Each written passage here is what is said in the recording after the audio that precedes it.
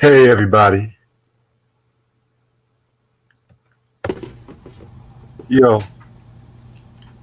What's good? yeah, y'all didn't know my mic was muted, right? Because I'm seeing everyone saying your audio's not working because I muted my mic because I was downstairs. Oh boy. But yeah, I'm good. Yo.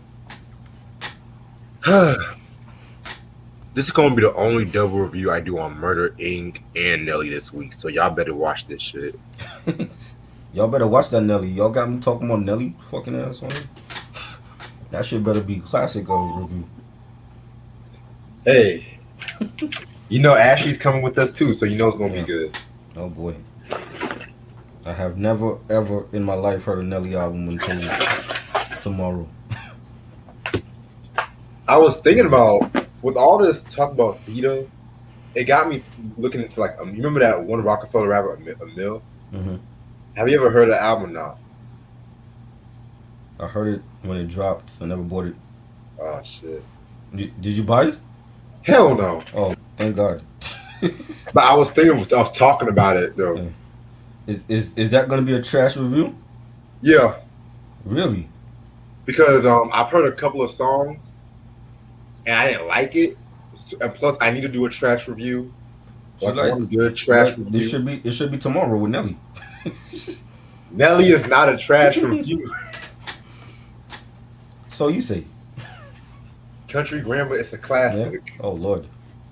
Where's BJ? You hear what he's saying? BJ will be the first one to say y'all use that word too much. You saying that, not me. Whoa, I'm being real. I'm being honest. Give me 1 second. I'm getting my tea Wow. right quick.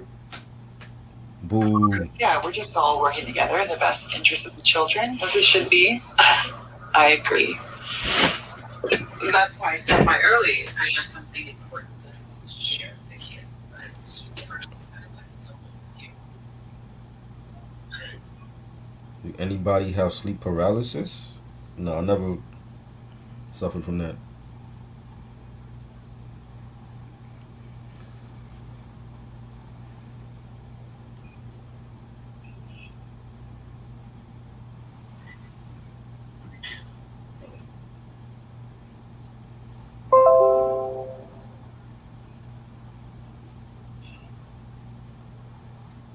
Eminem's wife.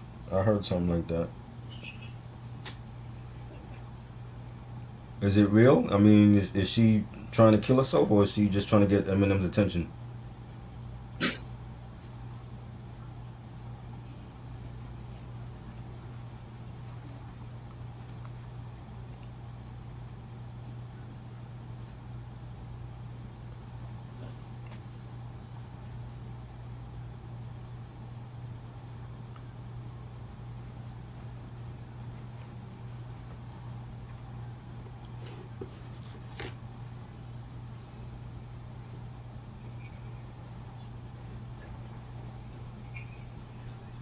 All right, I'm back.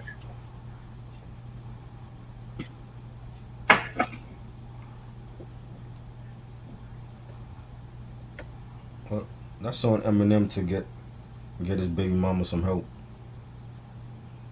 You said what? I said that's on Eminem to get his baby mama some help. Yeah.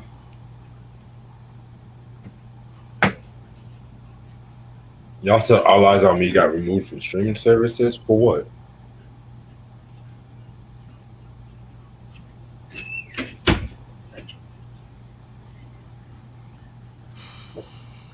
You know what? I might sit in my chair today because I was sitting in my bed the last time. You're here for the Ja Rule Penis Love review? Wow. Okay. I want to be honest with this one. This is gonna be an interesting review. DJ Tim was good. He said I've been listening to nothing but Bone Thugs solo albums and Busy Bone. Crazy, yeah. It's almost It's almost Boom, boom, boom, boom, boom, boom. Hey Tim, are you more of an E1999 fan or Art of War fan? They haven't yeah, we haven't discussed no Bone on your channel yet. Did you ever do a Bone Thugs review on here? Did I ever do a bone? I did Art of War on your channel. Yes. Nah, because see, what had happened was I was going to do E1990 Eternal, Mm-hmm. but at the time I was trying to get Creeping on a Come Up Right. and shit like that. Cause I want to do both Creeping on a Come Up and 1990 Eternal. But we can do 1990 Eternal one day, just next month and shit. You said 1999. Okay, 1999. I'm not gonna lie, Art of War kind of grew on me in recent years. So Love it. ever since we did that review. Great review.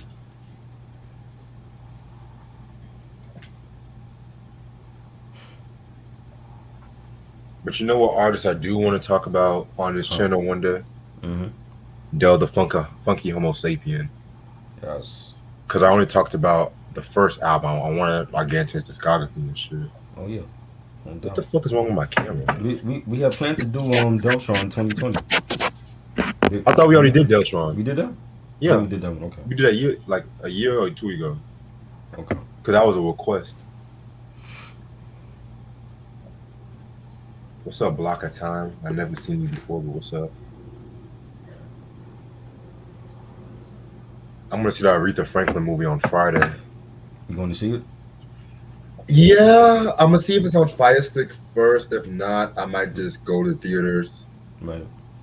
Cause I was planning on doing like a quick. Cause I was thinking about talking about Space Jam, but I was like, you know what? I'd rather talk about Aretha Franklin and shit. Right. I'm gonna still see Space Jam 2 probably tomorrow, Friday. Oh Lord. A lot of people said it was good. Coogee said it was good, so I'll trust his word for it. Never mind what I have to say, right? I mean, I trust your opinion too. Don't get me wrong. I mean, y'all both. I trust y'all opinion and shit. So well, you see you watch it and tell us what you think. Yeah. Cause Loki, I don't want to spend 30 minutes talking about LeBron's acting and shit. Oh God. I don't know if him or John Cena is worse when it comes to acting. You know what's crazy? I never really seen a lot of John Cena acting. You're not missing nothing. Huh? You're not missing anything. Oh, I know. Oh, you've been a fan of mine for a while. I appreciate it, boy. P-Funk before Glenn Goins. I'm gonna go with before. Well, yeah, I'm gonna go with before because Glenn was a dope part of the group. But yeah, Block of Time, welcome to the channel. Block the time. Subscribe to That Ain't Rap Podcast so you can be a long-time fan of mine eventually. Yes. That Ain't Rap Podcast. You know, we talking more on the pop and new wave shit on that channel. Right. I mean, we talk more hip hop and R&B on this channel. Yeah. I mean, it's like a good mixture and shit. But I had a dope idea though. I want to do something about like how certain TV shows jump the shark, like exact moments when they jump the shark and shit. When you jump the shark? Like when they go bad, pretty much. Oh. Yeah. Shit. That's with a whole bunch of shows. Right, like with Roseanne and shit, or with Empire. Right. Shit like that. Cause you know, I noticed like a lot more people who do these music channels, they're trying to venture off into movies now and shows now. So I was like, you know what? Right. Let me put my twist to it. So people want a T-Pain in the Future versus now. I'm not watching that. I'm not watching that shit. I'm not Okay. watching that shit either, boy. I didn't like neither of them. I could care less. T-Pain and niggas actually think Future's gonna dust T-Pain. I'm like, what? Wow. Did I ever ruin music? T-Pain has been crying for weeks about this stupid. Do something. Usher's not my friend no more. Okay. So? You let a nigga who puts his face on dollar bills depress you. Okay. Oh wow, you saw the The first volume 2 review or the re-review? Because if you saw the first one, I'm shocked, man. Shit. That's a long time ago. Yeah, I didn't. That was when I didn't even like the album like that then. And shit. Oh Lord. Now it's like one of my favorite J You albums. didn't like Hard Knock Life too, but you like Nelly. I don't understand. Hold on. Nelly took me a while to. You just have to wait till tomorrow. It took you a while to get into Nelly? Yes, it Really? did. Yes. Wow. With volume 2, I liked it, but it had too many guest appearances. You know, I'm not gonna get it. I like it now, but at the time I didn't like it because I thought it was too many Swiss beats. Right. I was used to the Clark Kent, Primo, Ski, Right. that lineup and shit. You know. Wow. Cause mind you, like the first J album I really heard, I want to say it was American Gangster, and then I went to Reasonable Doubt. I think I want to say I jumped to Volume 2, and then I jumped to Blueprint. Then I went to not Volume 2, Volume 1, then Blueprint, then Volume 2. So I kind of jumped around and shit. Volume 1 is a solid album. One of my favorites. It's the best of the volumes, in my opinion. It's my second favorite in the volumes. But If that album didn't have 2 songs, it would be a classic, in my opinion. what's the second one? I know the Little Kim one nobody likes. Always Be My Sunshine. I like that one. I don't like the video. Yeah, with him like Mr. Willy Wonka or something. Yeah. Like Green Blazer? Nah, I didn't like that. Nah. Because like the rest of the album has some tough joints. Rhyme No More. Lucky Me. Lucky Me. You know, You Must Love Me. One of Jay's top 5 songs, in my opinion. Like, yeah, I mean, he only produced 3 songs and shit, which at the time I didn't realize at the time I didn't really pay too much attention because with the Swiss Beats era, it was too much of the whole synth and the whole natural production at that time too. So a lot of people were trying to do what he was doing and shit. So yeah. I'm gonna go on about 3 more minutes and shit because it's about to be 30 minutes. Favorite Patrick Swayze movies?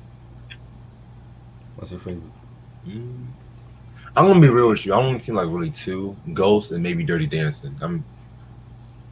Roadhouse is my favorite. That's the one where he's kicking and shit, right? Yeah, in the bar. He's like the bouncer at the bar. Yeah. Family Guy always made that period at Roadhouse. That's a great movie. Ghost was good too. I liked them in Ghost. Yeah.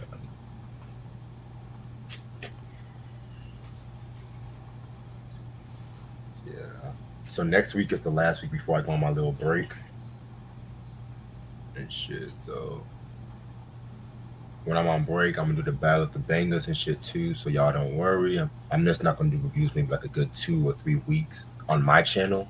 I don't know what you try. I still got you on trial. So you know I'm always spontaneous with shit. So. Yeah.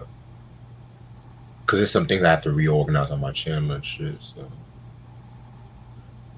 a couple of changes has to be made on certain things. Kristen said, speaking of Volume 2, I got doubles of 1,000,001 Questions remix in the same sleeve. That's dope. I love that remix. That's dope, definitely. That beat with the Rhyme No More, oh, that was so fucking tough. It makes me wish Jay and Primo did a lot more shit together, but Right. You saw Ghost yesterday for the first time?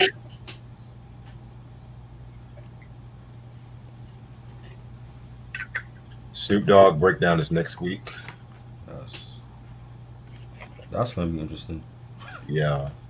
I might make that next Friday. I might make that next Friday. Oh, a Friday show. Okay. Yeah. Because school starts next week, so I gotta like really get back in the grind of things. Blocker said he saw the album review for When Disaster Strikes. That was a dope review. Yeah, that was good. Was that last year we did that? Yes, we did. Last year, yeah. Well, what's been like your favorite reviews you see me and shit? Cause I'm curious because you make me feel old now and shit. Like you are. You becoming an old bastard. Yeah, I ain't old, nigga. Like, man, I'm waiting to see gray hairs in your fro soon. I told people I'm not even going to tell my age no more. Like dead ass. Only to the people I'm close to, like I'm telling my age. Nah. Mekhi Phifer is DJ Tim's favorite actor. Okay, Okay, that's a good one. very dope actor. My favorite actor is Denzel. Denzel. Denzel was good. Tom Cruise and Will Smith. I like them. Tom Cruise, man. You don't like Tom Cruise? He was the beginning of the pretty boy actors, man. Like Right. actors that got away with their looks and charm. I never saw the hype with Tom Cruise. What about Travolta? Well, see, Travolta, he can actually act. Mm-hmm. He can actually act and shit like that. Right. Yeah, he has that charm and charisma, but he actually can act, and he gotten better over the years with certain movies and shit too. Yeah. So, to me, Tom Cruise never really impressed me. Just being real.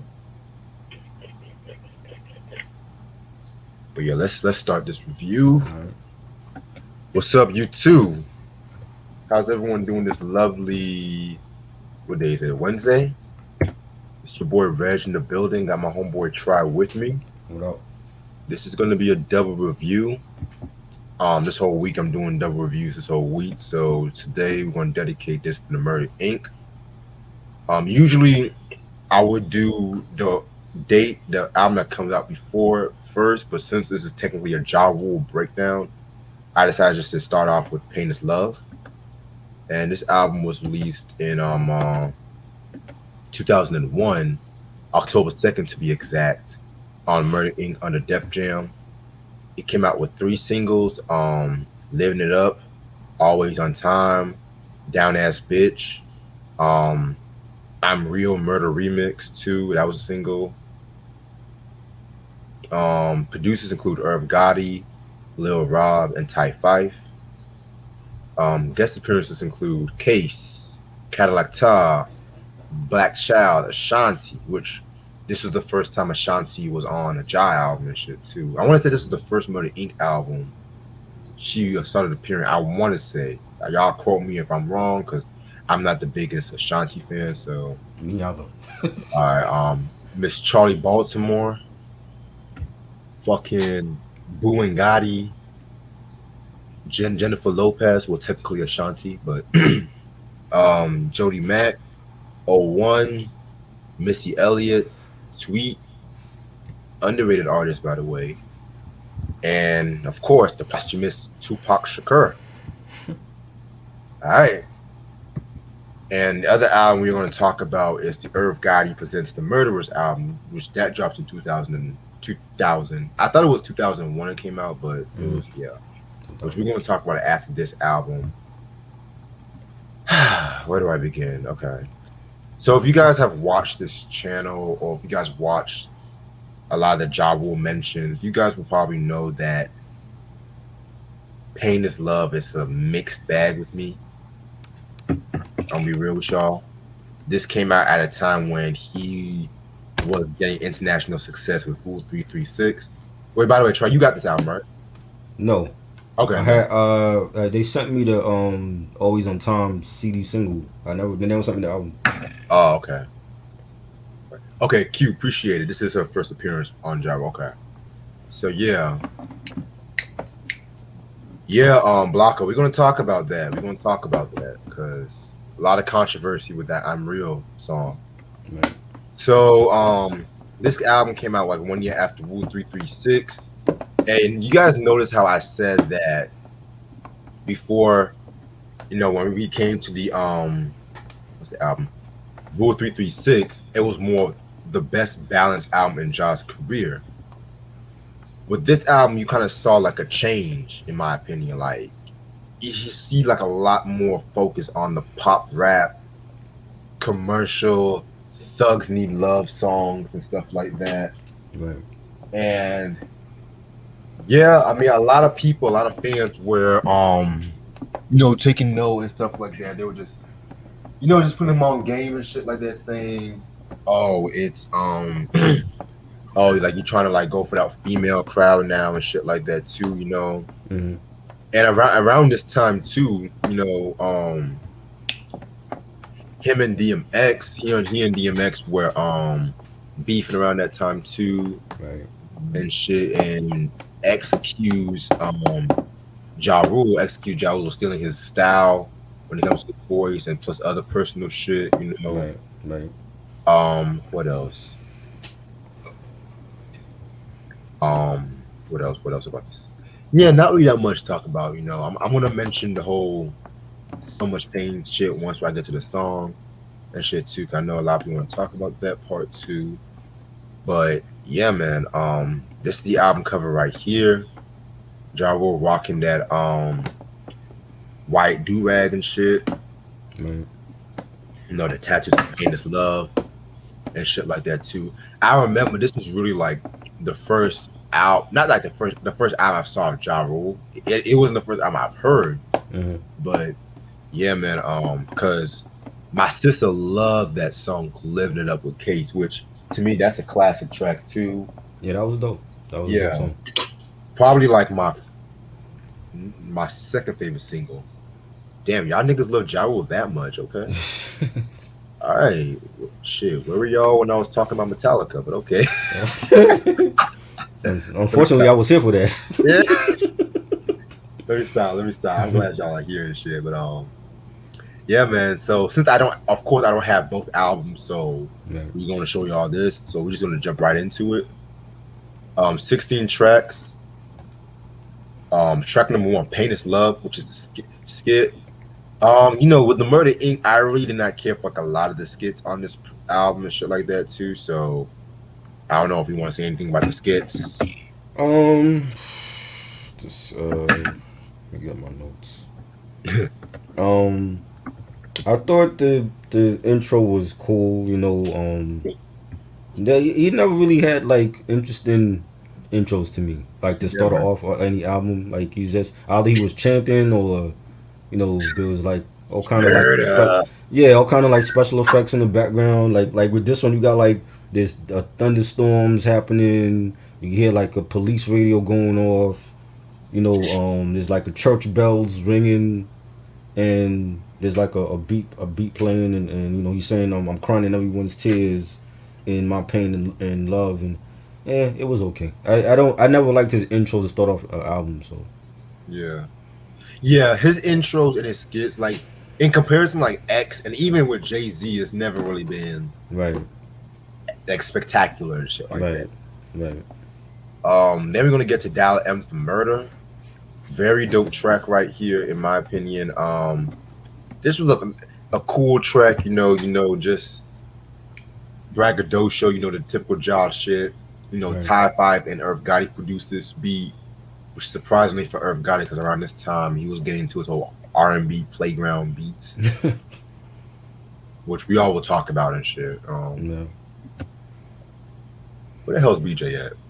I don't know. He probably not showing up. I told him to come in here and tell people why you feel like Jadakiss is so great. You know, that's Y'all all. been arguing about this shit for like a I week didn't, now, like cause that ass. I feel like he's one of those people that's not taking, they're not respecting Dipset, and I don't like that.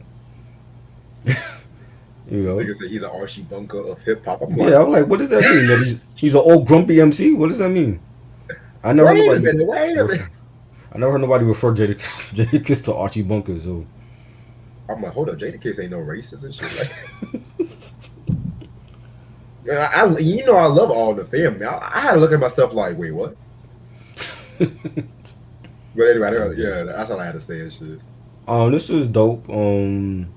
This is a dope beat. You know, really hard track. Speaking of Dipset, they actually used this on the first Dipset mixtape with K Slade. 6 degrees of Dipset. Right, you know, gotta throw Dipset in there. Cam killed that track, but yeah, this is dope. A nice way to start off, and um, it was a dope song. Yeah, definitely a dope track. Um, Now you're gonna get into probably one of my favorite Ja Rule songs ever, "Living It Up with Case." Oh my fucking god, man! Definitely one of my favorite Ja songs. Right, Case, of course, underrated and shit like that.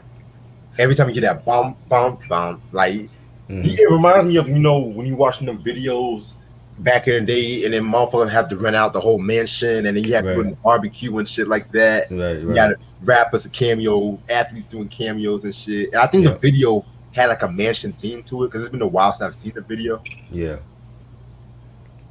But yeah, this was definitely a classic joint right here, in my opinion. Like, it uses the Stevie Wonder interpolation of "Do I Do" and stuff like that.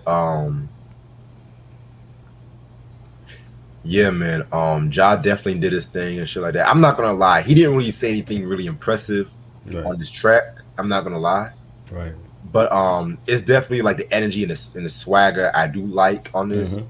To be honest, this was Case's song. Like I felt Case had the best. Right. That cook like, do I do what ahead, Reg. I do? Like he was Let's go. it. Like goddamn, like that's back when R&B used to be soulful and shit like that. Now it's just all of this popping mollies in the club and shit like that, going to the club. Crazy. like give me a Kenny, like give me a Kenny Lattimore and shit like that. I don't, Yes, please. Give me a Shantae Moore and shit. Like give me Kim. Yep. Niggas don't know about Kim and shit. Nah, man. Yeah, there's definitely a great song, and Case has always been underrated. I always liked his stuff. Yeah. We got him on the chorus. Very nice use of the Stevie Wonder track. Really nice beat. You got Ja saying doing donuts and cuts and not opening it up on the freeway, hand on the wheel, foot on the clutch. Rule baby, not giving it up. Yeah, great song. Definitely one of my favorites on this album. Yeah, definitely. Now we're gonna get into fucking The Ink featuring Cadillac Ty, Black Child, and Ashanti. So you guys know I'm not really the biggest Black Child fan, but with the albums I'm gonna talk about on this review, he did do his thing on certain tracks. Keyword certain tracks. But to me, this was more Ja and Cadillac's track, in my opinion, stuff like that too. Especially when Ja said, "Them old jacks was slinging pies and bell bottoms and button flies, but now pop your collars, blow set for sag, and we still fly birds LAX to lag." Like, definitely a very hot joint. Love that beat too. Yeah, man. I want to say Ashanti. She was like in the outro and shit like they say. She was like, "You see the life we live, we on the murderous shit." Like, never have I imagined Ashanti saying murderous shit, but okay. Right. Okay, like, yeah. Yeah. Definitely a nice crew track. The beat was dope, hard street joint. Black Child saying, "Who wouldn't fall in love with a life like this? Hitting holes that's priceless and tight iceberg shit. You can't blame the drugs. It ain't gonna change the slugs. A famous thug. Pain is love." Like this flow on that. I've always liked Black Child lyrically. Ashanti, I didn't really care for Ashanti singing on the end of the song. I just feel like it really wasn't needed, but it wasn't. They were trying to incorporate her at this point with the ink, so. I really dread talking about The Last Temptation next week, but I know she's all over that fucking album and shit. Yes. Yep. Jesus. Okay. Speaking of Ashanti, great. We're gonna talk about Always on Time now. Oh Lord. I never liked this song. Never. Like,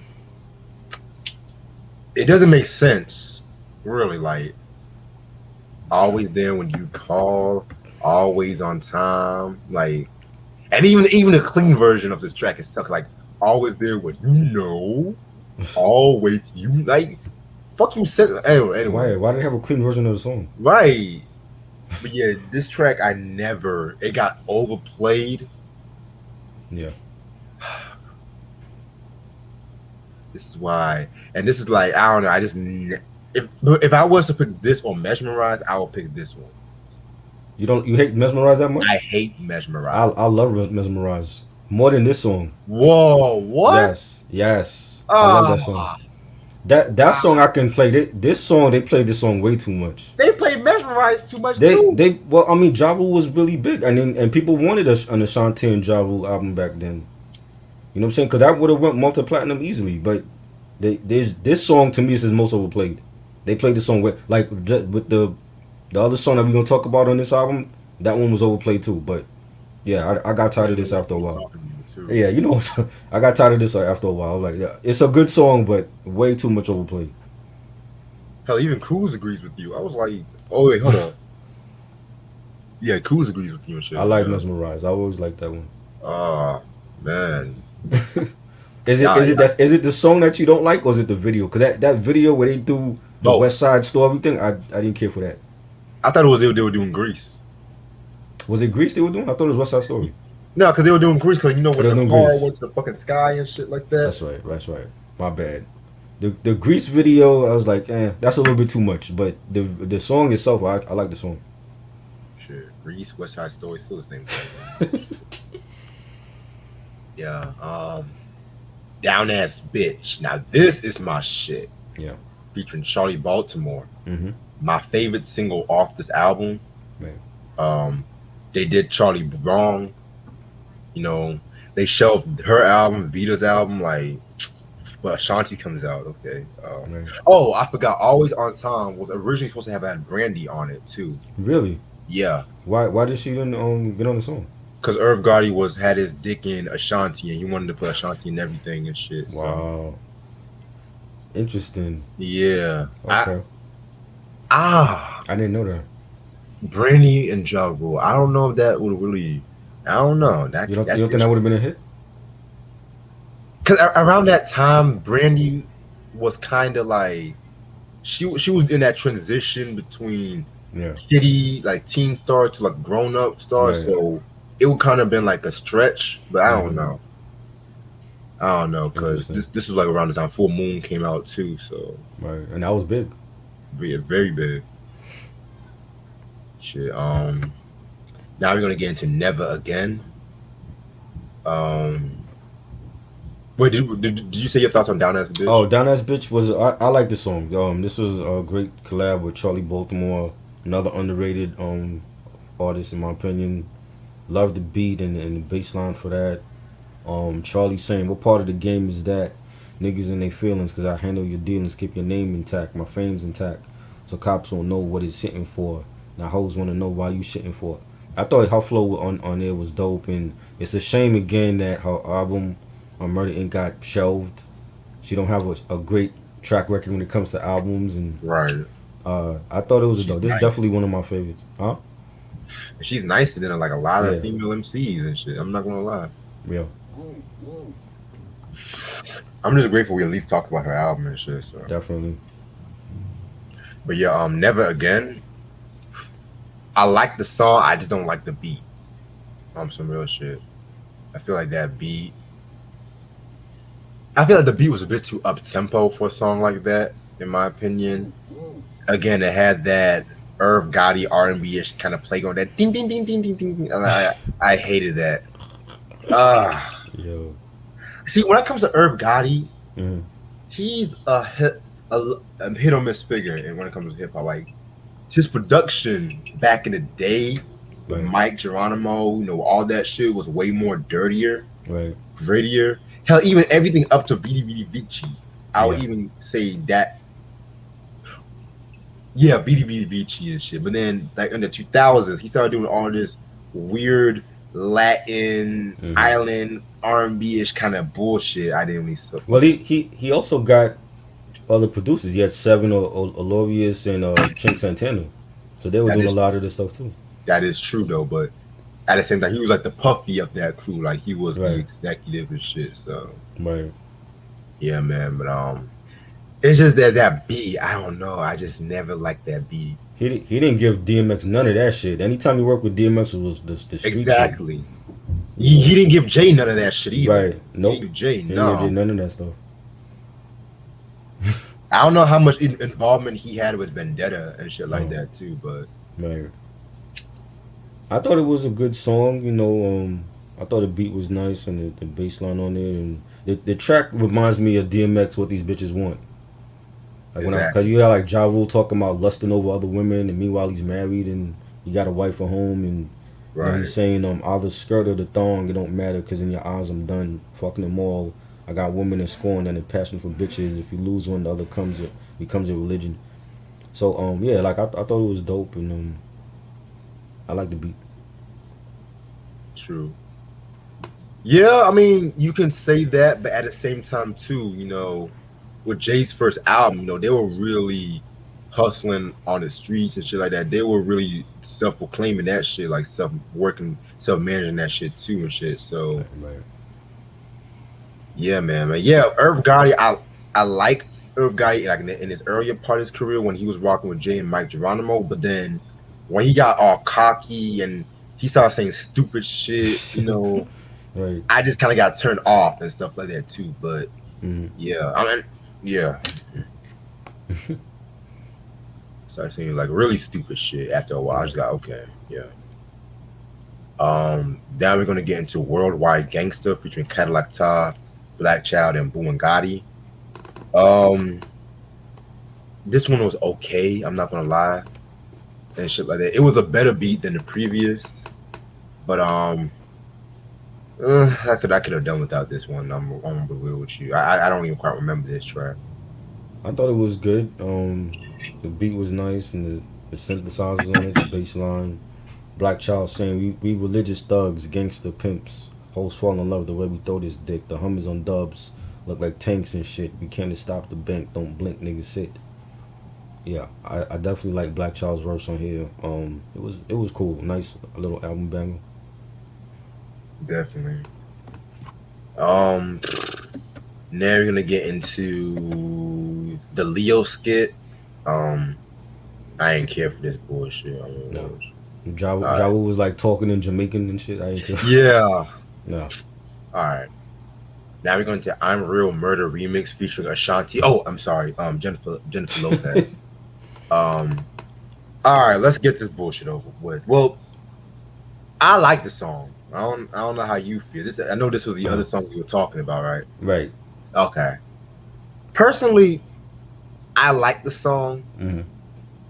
It uses not one but two dope Rick James sample Right. and stuff like that.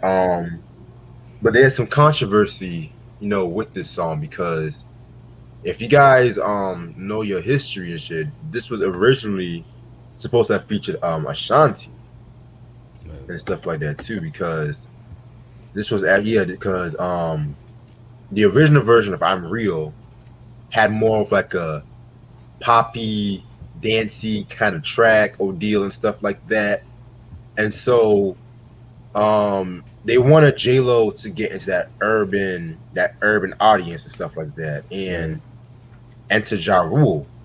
And Ja Rule was like oh, I don't really do dance music and stuff like that. So he don't know what to do because Tommy Mottola was the one that wanted John Irv Gotti to work with J Lo and shit.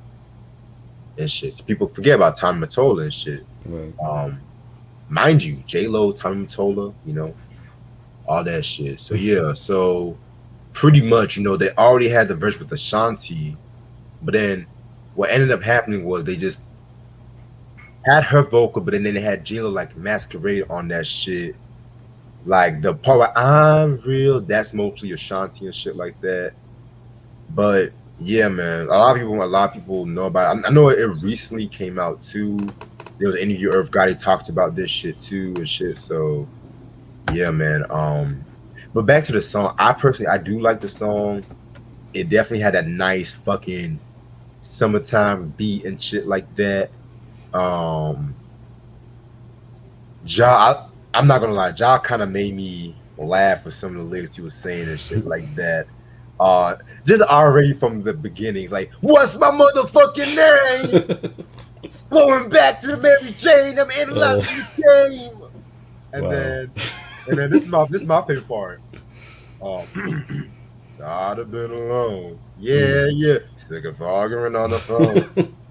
Are you telling all your friends that your nigga don't understand? My love, I'm real, like the my way God. you are. And that's what I used to call the Cookie Monster.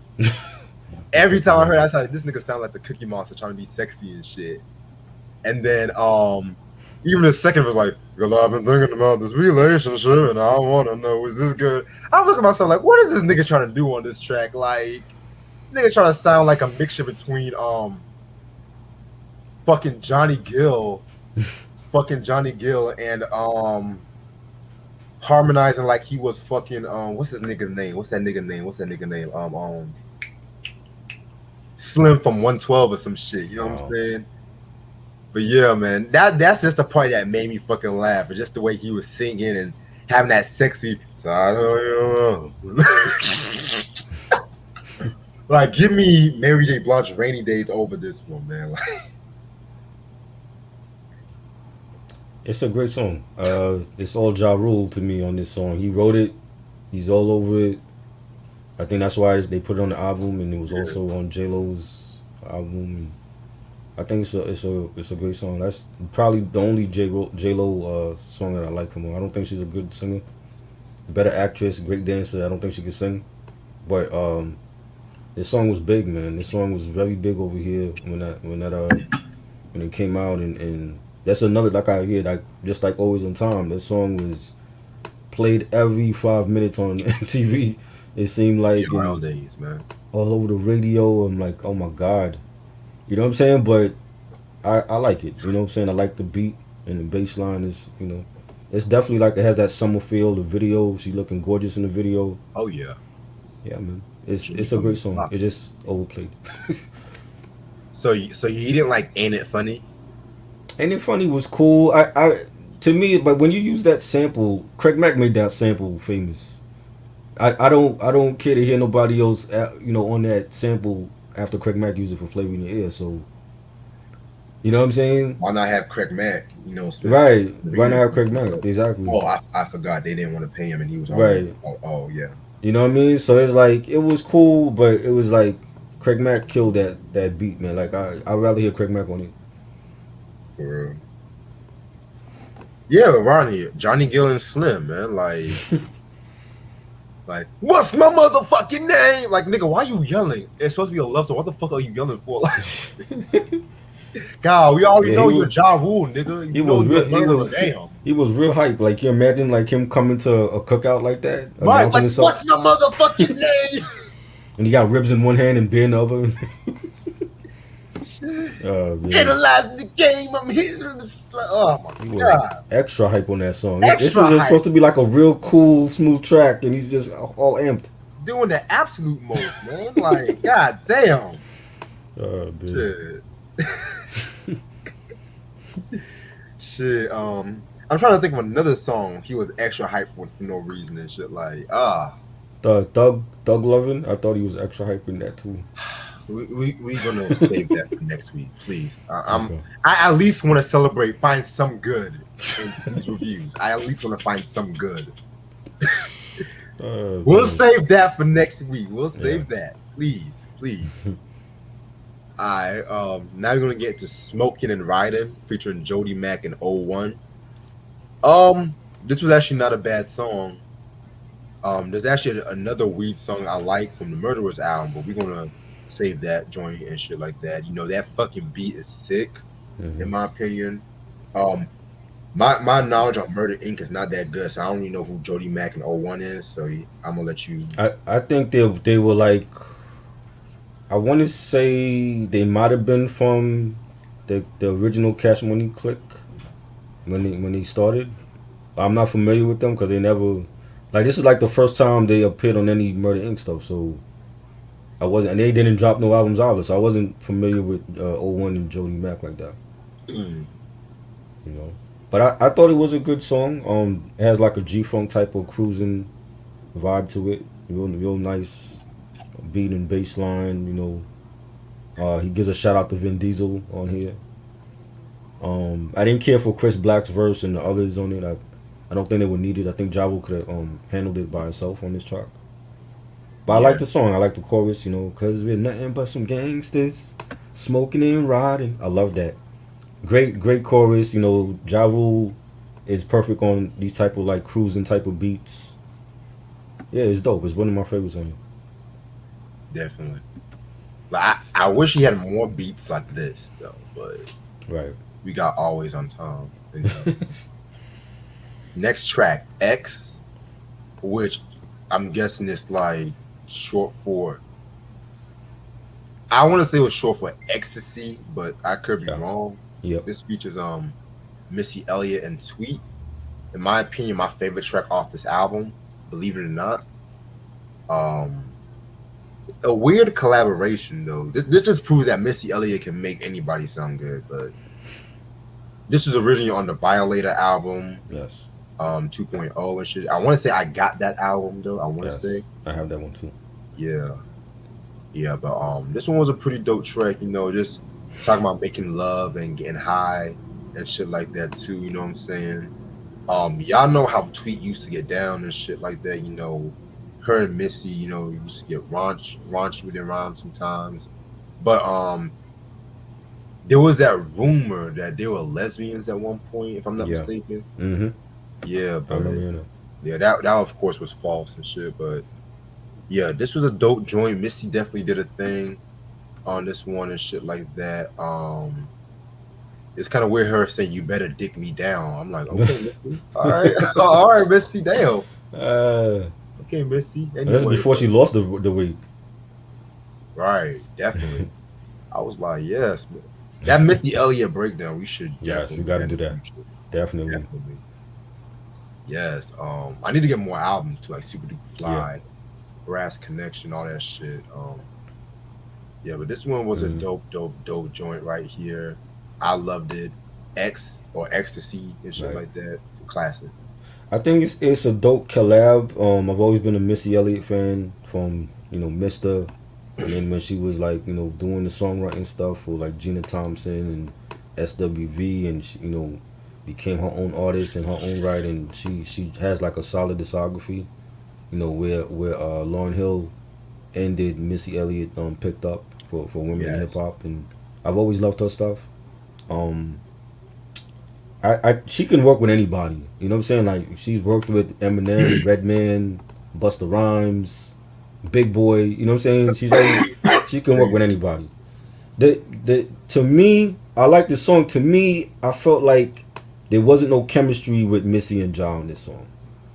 Okay. But I feel like maybe because she was so big at the time too, that the label wanted to see that happen. They wanted to see one of the biggest artists at that time for Def Jam collab with one of the biggest female rap, or the only really big female rap artist at that time with Missy. You know what I'm saying? I thought it was a dope song. I don't know, like I felt the chemistry with her and the other artists. I didn't feel the chemistry really with her and Ja. I felt like it was forced. You know what I'm saying? I agree. Tweet was cool on it. I think it was cool. It's a good song. Definitely. Alright, now we're gonna get into the Big Remo skit. This kind of made me laugh a little bit, but Yeah, I didn't care for Big Remo. He was on the other albums too. He was just talking. yeah, He has like that announcer type of voice. He was alright. definitely. Alright, now we're gonna get to Lost Little Girl. This one was a pretty solid track too. Self-explanatory, is talking about this fucking girl and shit like that. And it's like she just end up being like a girl in the streets and shit, end up doing drugs, having sex for money and shit. Very, very dope song, very kind of a dark song too, Yeah. and shit. So yeah, this was alright. This reminded me so much of Nas Black Girl Lost, like the same Right. type of subject matter, and like Ja, talking about like a girl came from a bad home and her father is pouncing on her and she becomes a stripper, by night, and it's a serious song, but like the beat, it has like a club beat to it. Like you can dance to this, but it's about it's a serious message in the song. I thought it was dope. I definitely one of my favorites on this album, and Josh saying, picture a little girl caught up in a world of confusion.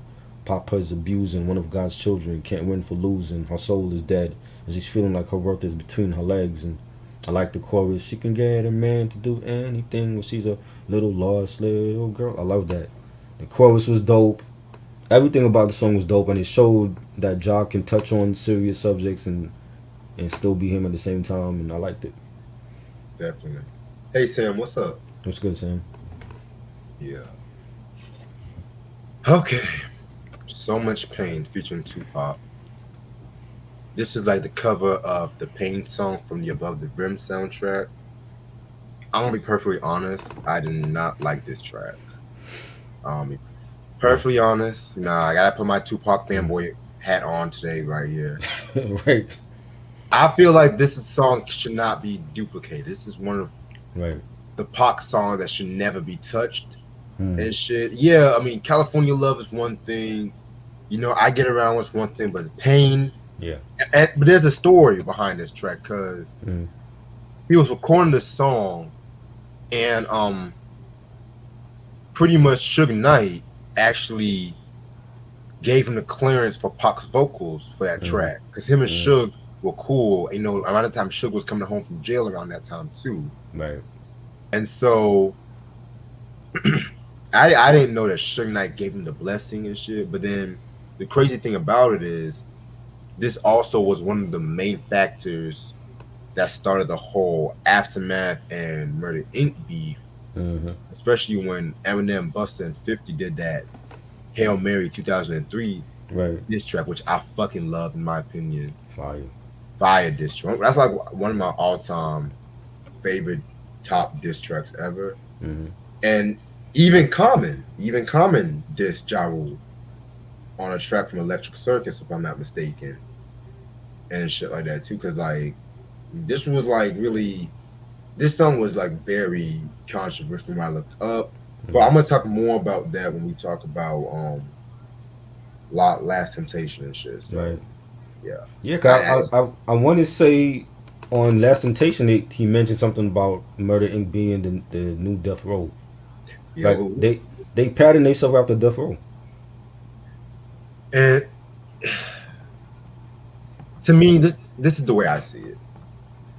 I feel like they patterned themselves after Death Row, but they modeled themselves after Bad Boy. Bad Boy, right.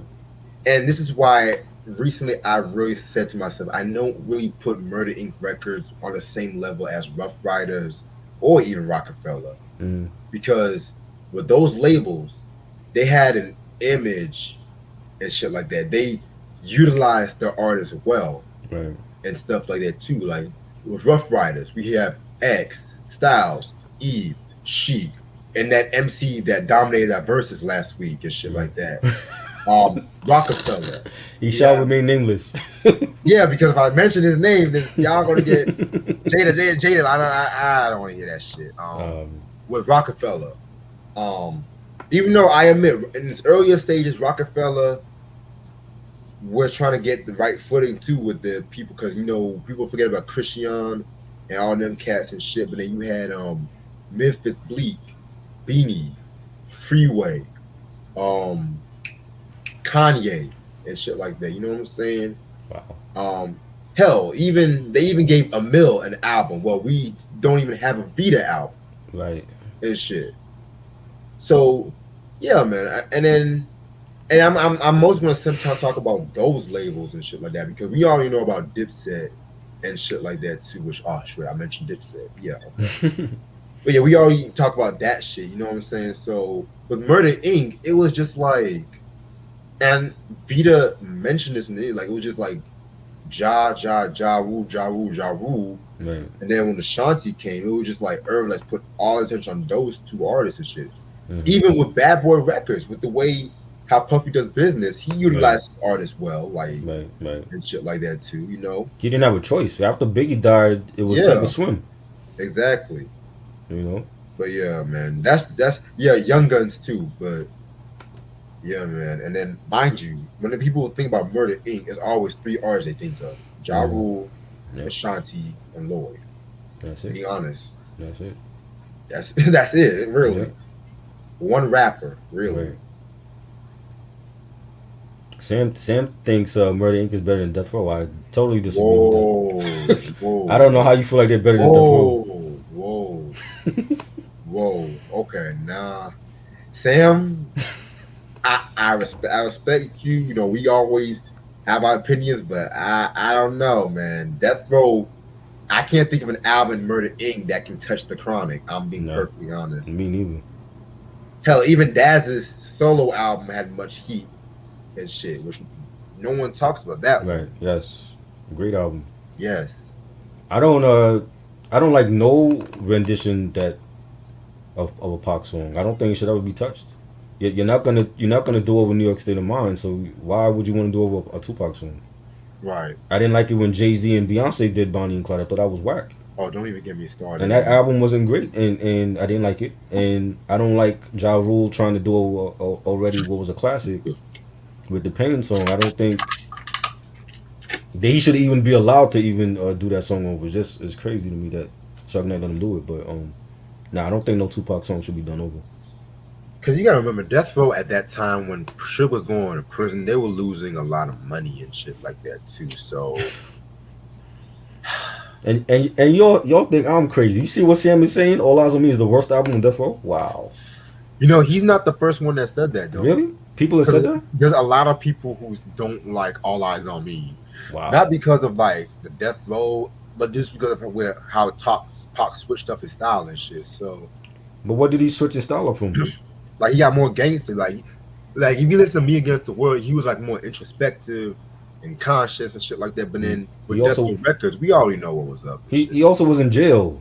That'll make you feel angry when you come out of jail. You know, he had beef to settle to score. He had scores to settle with people over here. So That I is think that's true. a classic album. I love that album. Oh yeah, definitely. Yes, yes, Sam. Like 92 to 90. I'm not gonna lie, those are my favorite years too because I love 96 Death Row too, but it was just all pop, and a lot of artists got kind of pushed to the side and shit. So, but yeah, that's too much. I knew this whole conversation was gonna take forever, so let's just get to Pain is Love and stuff. So, Right. now we're gonna get to the last track, Pain is Love. This track was okay in my opinion.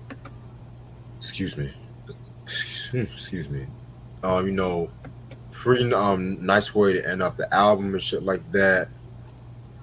So what I'm saying, yeah, not really that much. That just pretty much an introspective kind of song and shit. So Right.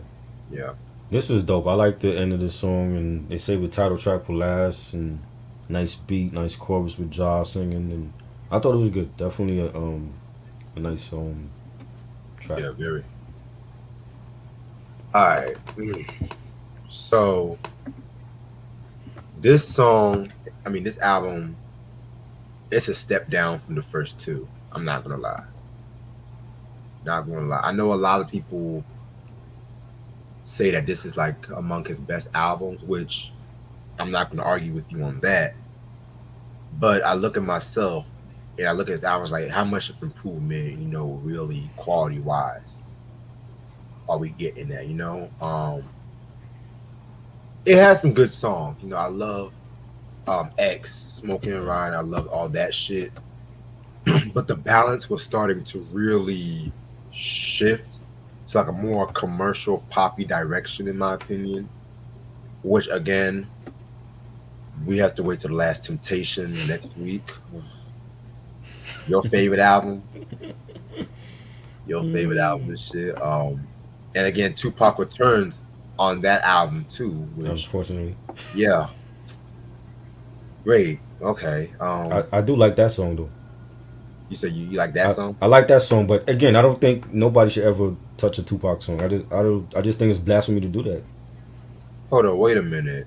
They redid So Many Tears. Oh, okay. Not Nas. Oh, wow. Yes, Nas is on that. The Pledge. Oh, That's wow. the Pledge. Joint. Mr. 78 Goons and shit. Okay. That's when they were trying to sign Nas to Murder Inc. Yeah. Oh, we gonna talk about all Yeah. that shit next week. We gonna talk about it. Mhm. Yeah, man. But I'm gonna be real. Even though I do criticize this album a lot, this was another solid album in Ja Rule and shit like that. I just feel like it's a bit overrated, in my opinion. And yeah, it was nominated for like best rap album at the Grammy Awards. I know Always on Time got nominations, so Yeah. I'm gonna give this album a 3.5 out of 5. I think it's a dope album. A lot of big hit records on here. Some that I don't care to hear no more, like Always on Time, but that's still a big hit. Real. You know. Um, The production was solid. You know, it's another great Ja Rule album. You know, Living It Up was dope. So Smoking and Riding, Down Ass Bitch, X, Lost Little Girl. I'm giving it a solid 4 mics. I think it's right up there with his first 2 albums. Mm. Shit, I knew you were gonna give it a better rating. I knew. I don't. Other than Pain Is Love 2, but the sequel is terrible. I don't think he should ever made a sequel to this album. But other than that, I think his discography is solid. I like mostly all his albums. Yeah, I'm not gonna lie. Like his discography for the most part has been like better than like a lot of people give it credit for, but Right, there's still some shit I have to get over on my chest. You know. right, true. All right, now we're gonna take a step back into the year 2000. Irv Gotti presents The Murderers. Holy shit!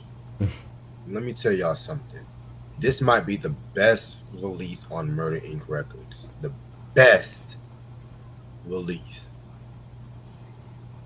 The only release where everybody was on their A game, man. I'm being perfectly honest. I mean, this shit right here was all recorded in Quad Studios, had that dirty, gritty shit that you don't even hear on a lot of Ja albums and shit. Like this was Right.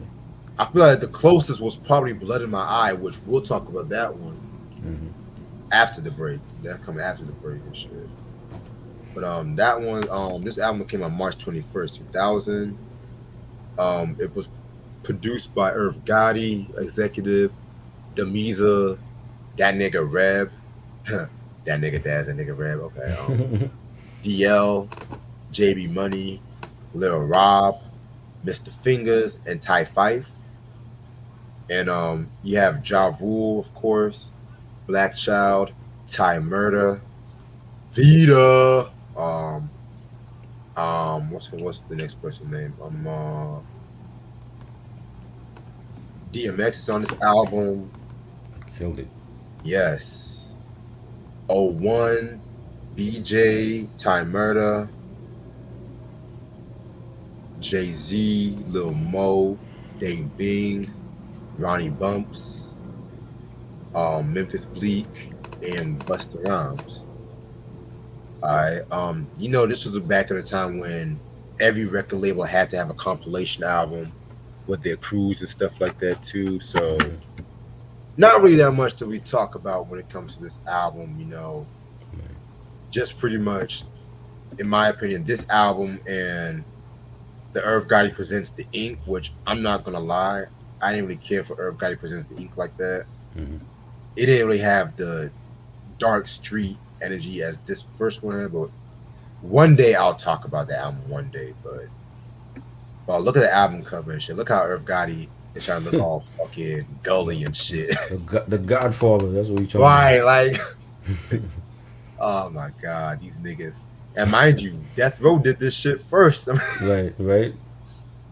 oh my god, these niggas try to be like Pac and shit so bad, man. I don't know if Biggie or Puff or Pac and Suge. I don't know. Oh man. Shit.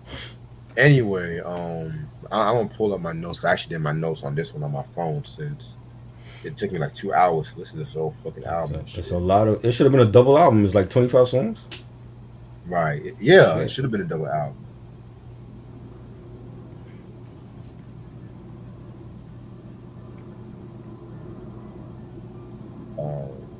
Sam said, I think it's underrated. Oh, you think this compilation's underrated? Okay. Definitely. Shit. Man, I really cannot wait to talk about Nelly tomorrow, man. Oh my Shit. god. Yeah, much better albums, man. Wow. Shit. Man. I'm gonna really troll the fuck out of you tomorrow.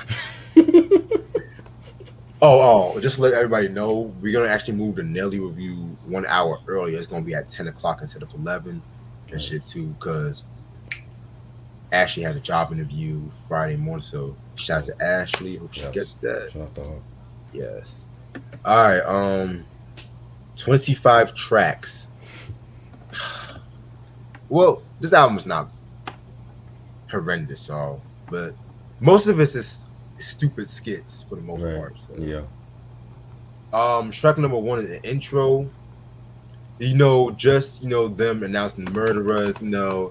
This intro I actually liked. I'm not gonna lie, I actually like this intro. Just announcing the murderers, just representing their crew and shit too. So I fucked with it. It was cool. You just got Gotti talking his shit, and you got a beat playing in the background, and telling people how much the ink is here, and niggas should be scared, and yeah. Mm. Sam said no. The Dogfather.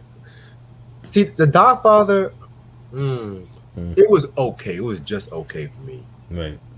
I wouldn't call it underrated, but I wouldn't call it overrated. But it did hit me like a lot of the people that do quote unquote like the album only like it because it's Death Row Snoop, and I kind of saw that with like some motherfuckers, and I asked them what their favorite song is. I was like, they don't have a favorite. They just like it because it's Snoop Doggy Dogg. I'm like, okay, but yeah, shit. Snoop just sounded so bored on that album. Oh shit, like. Track number 2, Murderers, featuring Ja Rule, Black Child, and Ty Murder. Very dope track, in my opinion. Black Child probably gave his best performance in any Murder Inc. track. On this track right here, in my opinion, just was all fucking hungry and stuff, in my opinion. Like, they all sounded hungry. Like, Ja was like in his Cash Money Click vibe with this one. I mean, and that beat too was so fucking sinister. Like, yeah. Very, very dope. Who did that beat? Ty Fife and Irv Gotti. Okay, I feel that's more Ty Fife's. Yeah. Definitely very dope track. Definitely nice beat, nice real grimy pianos on it, bass line. You got Black Child saying, "Get fucked and clapped and killed for flossing." That's probably why niggas get killed so often. Dope. You got Ja Rule in the chorus. Very, very dope track. I like it. Yeah, very dope track. Next track we have is Them Niggas, featuring Ja Rule, Black Child, Ty Murder, and Veda. Another dope track in my opinion. Like, again, that beat was again another street gutter ass beat and shit like that. Just all of them going back and forth. My opinion, I feel like Veda and Ja definitely did their thing on this one. In my opinion, like I feel like Veda, Black Child, and Ja Rule were the MVPs on this whole fucking album. Yeah, shit, man. I agree. Like, you agree? Yeah, and Cadillac, I don't care for Cadillac, but he was like on almost all the songs. So yeah, Cadillac was cool too, but there was a couple songs I was like, iffy about what we'll talk about. Yeah, but. And it's always, I have to bring up Death Row again, but when Death Row used to have these soundtrack albums and shit too, that's when people like Lady of Rage and Corrupt shined and shit too. Right. But it's like in their prime, in their peak, it is like you wish an album would have fucking dropped and shit, bro. Yeah. Damn. Anyway, but yeah, this was a very dope track. I love the line when fucking Veda says, "I'm so dangerous you can't fuck with this bitch. Veda murder mistress and shit." Definitely very dope shit in my opinion. Yeah, this was dope. Nice beat, real sinister piano arrangements. I liked it. Definitely dope. Everybody did their thing on it. Definitely. Track number 4, We Don't Give a Fuck. This one has Ja Rule, Black Child, and Ty Murder. This was a solid joint right here. I didn't like it as much as probably the previous 2, but at the same time, it's still vintage Murder Inc. and shit. Kind of makes you wish they would have stuck. If they would have stuck with this production or like this sound throughout, though. But yeah, very hot shit. I definitely like this track. It's like the first single, and like the video. I think they did a video like in a boxing ring or something. Yeah, it has like that Rocky theme with the horns and the beat. The beat when the beat drops is just like a real hype track, and everybody came correct on here. Ja Rule saying I know y'all ready to die. Know why? Because the pain is too much to bear alive. And I thought it was dope, and everybody did their thing. This was like their coming out party, and yeah, man, it's a banging track. Yo, speaking of the video, Hmm. the sound effects they use to edit the video is hilarious, man. It's it's so fucking funny and shit. Right. Like, it's like it's just like some weird sound effects and shit. Like, oh my god, Yeah. Oh, for the clean version. yeah, Yeah. shit. Now we're gonna get into fucking clowns. I didn't really care for the skit. I didn't really write anything down.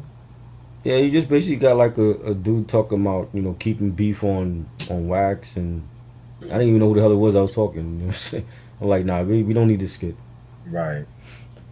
Trucking number 6, shit gets ugly. Vision Ja, Child, Tom Murder, and Veda. That beat sounds like some thugged out James Bond kind of shit, in my opinion. Yeah. Which I fucking love. I thought it was something different. I mean, they all did their thing, but I mostly like that song for that beat, though. Yep. Definitely dope. Track, nice horns arrangements, the beat, the bass line. You got Black Child saying, "Murder is the remedy. When the henny's in me, I'm unfriendly in the club where the women be, sipping Italy, feeling me, killing me." I like Black Child's verse on here. Everybody else was cool too. Yeah, definitely. Next track is "We Murderers Baby." What did I say about this track? Yeah, this track right here was another dope one. It's just Ja Rule and Veda again. The strongest members at the time, doing their fucking thing and shit. You know what I'm saying? Ja Rule has to always say he's a murderer and shit like that. So yeah, Yeah, it was dope. Nice hard track, banging beat, and the bass line. It was cool. I enjoyed it. yeah, definitely cool. All right, trying to find. Next track is interview with Veda, which is just pretty much Veda just talking about her career in Murder Inc. and shit like that too. Eh, Yeah, she's like talking about like representing all the murder mommies around the world, and still being herself, and thought it was cool. Nice. The skit should have been longer. It was like too short. yeah, I definitely agree with you on I'm that. like, that's 50 seconds. That's not no, ain't no interview. You know what I'm saying? So I thought that could have been like a longer, like an interlude on the album. You know what I'm saying? So Definitely. Now we're gonna get to Vita Vita Vita, which is a Vita song. This is my shit. Probably my second favorite track off this album. Just Vita just going in and stuff like that too. You know what I'm saying? Um, sh- the title alone, Vita Vita Vita. I mean, it's like she wants everyone to know her fucking name, I guess. But right. anyway, yeah, this one again. I love the line where she says, "Spit in this fire so you birds will burn. What it's gonna take for y'all to learn that you broads got fat while I starved. It's my turn. It won't stop until well over a billion is burned." Like just straight off the bat going in and shit like that. But and I love that beat too. So yeah, She took a line from I think that was what, King of New York. You guys got fat while everybody starved. right. Yeah. It was a cool song. It's okay. Yeah, let's just see what you said.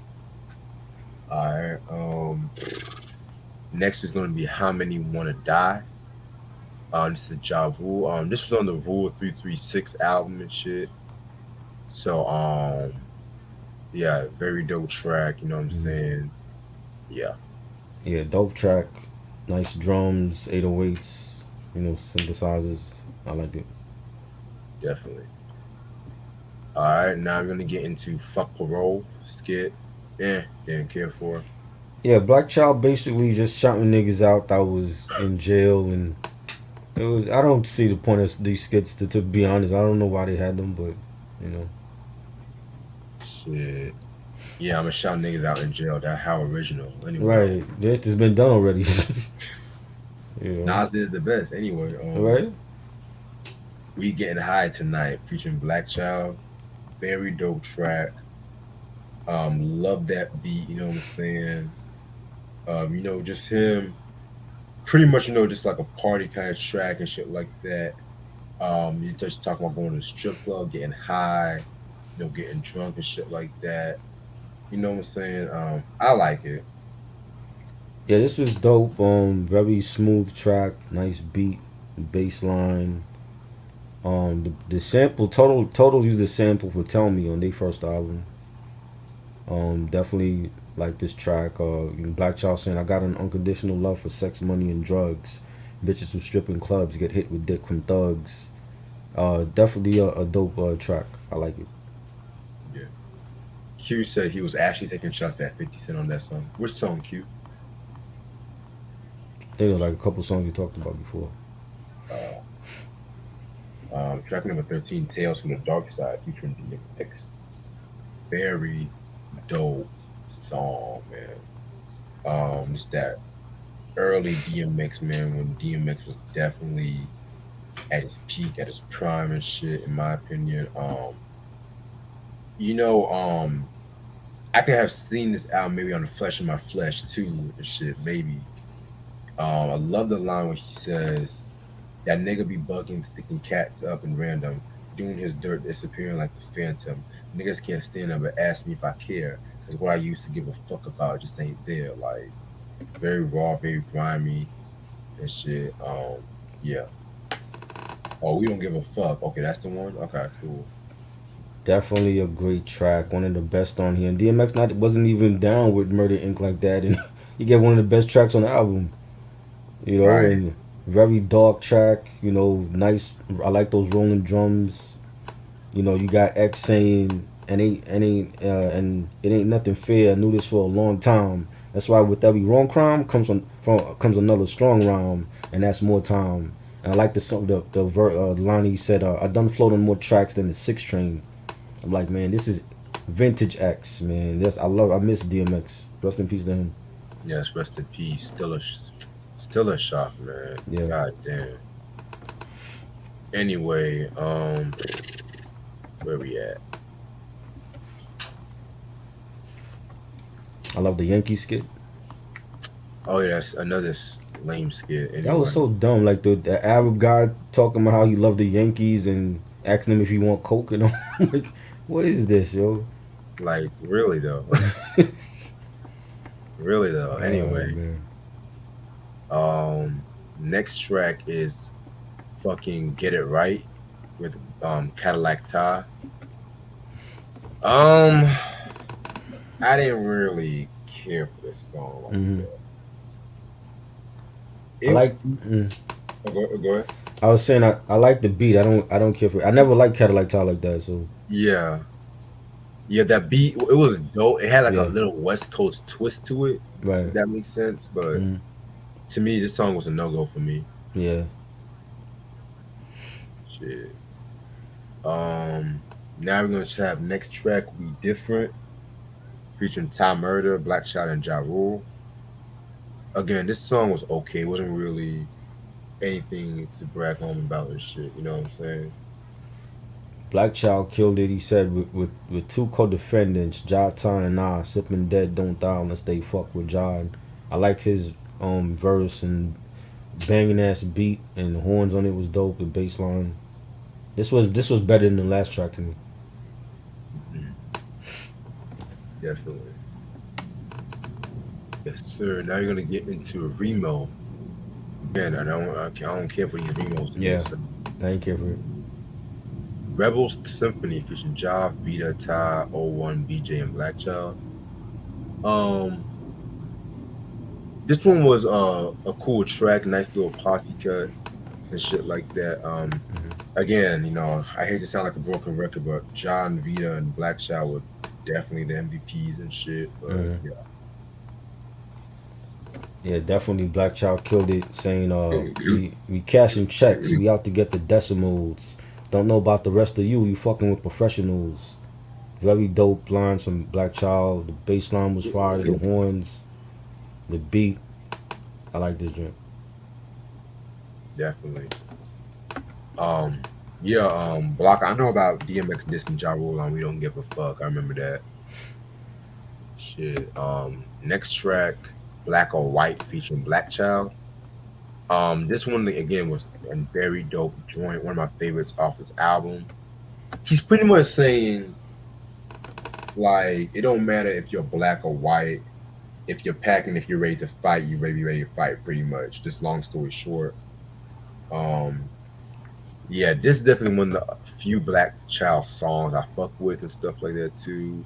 You know what I'm saying? So yeah, I it's it's an ignorant message, but hey, Yeah, it is what it is.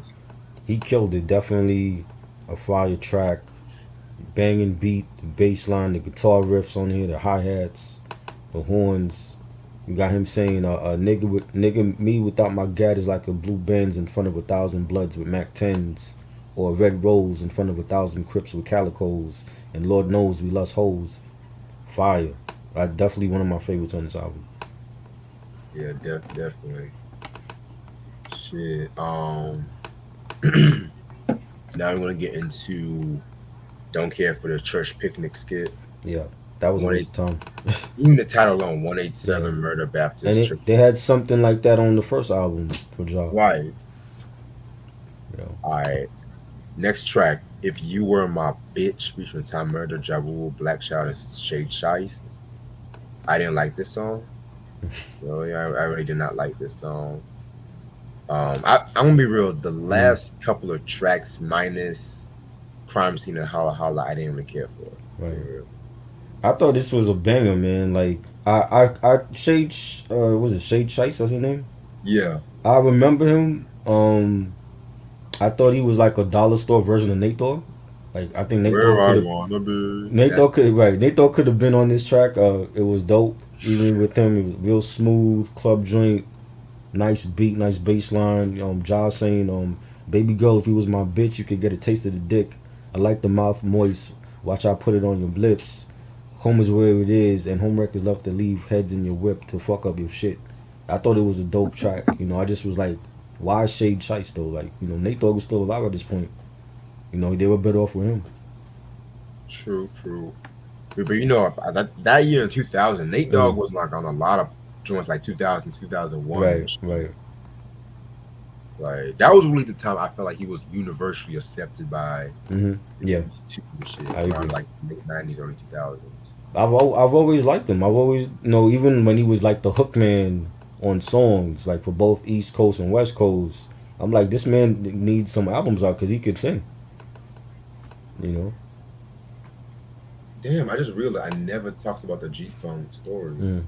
Right. That you got that album right or G no? Funk Chronicles. Yeah, the first album. No, I had it on bootleg, not the retail. I need the retail joint. Question about the bootleg: does that have Mm. like more unreleased joints from the Death Row days? The first Nate Dogg album. Yeah, when you said you I had the don't. bootleg. I had the bootleg for Music and Me. That was leaked when like before the album came out over here. That was leaked. Like all Yeah, the bootleggers had it, and they were playing it because like they was like I remember there was like a lot of collabs on that album, and they were playing like joints on the radio from that joint.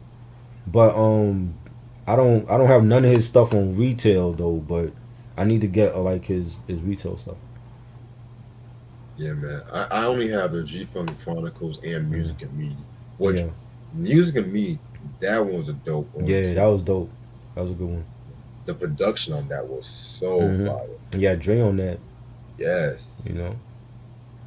yes, man. G Funk Chronicle I like, but I think Mm. in recent years I kind of lean more to Music and Me in recent years. Right. But yeah, we'll talk about that one day. Yeah. 96R0. I didn't care for this one like that. Really. Nah, that's a pass for me.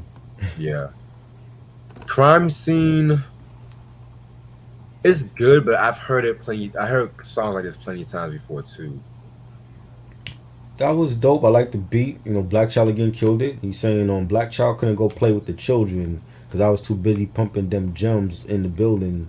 The game got me at 18. I got sloppy, caught a body, shot up his house party. He had some dope lines on that song. I actually liked it. Yeah, definitely. Um, Ironically, yeah, I forgot to use the Dog Pound. Niggas don't give a fuck. Another Death Row Hmm. connection. Right. Yeah. Oh my god. Okay. I didn't care for Somebody's Gotta Die Tonight. I like the beat and Little Mo singing. I didn't care for Dave Bing. But you like Lil Mo singing like Yeah, Little it Mo was can like sing. she was like how look at she was like somebody's gonna die tonight. Somebody's gonna die. Like wow, like that's a nice way of Little saying somebody's gonna die. Be all happy and cheery Little and shit. Kind Little of Little Mo psychotic. Little Mo can sing. She was heavily featured too in the 2000s on a lot of stuff. Yeah, I feel like people didn't pay attention to her stuff, but they paid attention to when she was on the feature. yeah, man. You Like know? yeah, she's a dope singer, man. She Yeah. ain't no Miss Jones and shit, but Oh God. You think Miss Jones is better than Little Mo? yeah, remember that Punish Me song? Oh my God. No, that I don't even like that song on Capital Punishment. Come back, come back, come back, No, come back. no, that shouldn't have been on there. Yeah, you tripping. You tripping.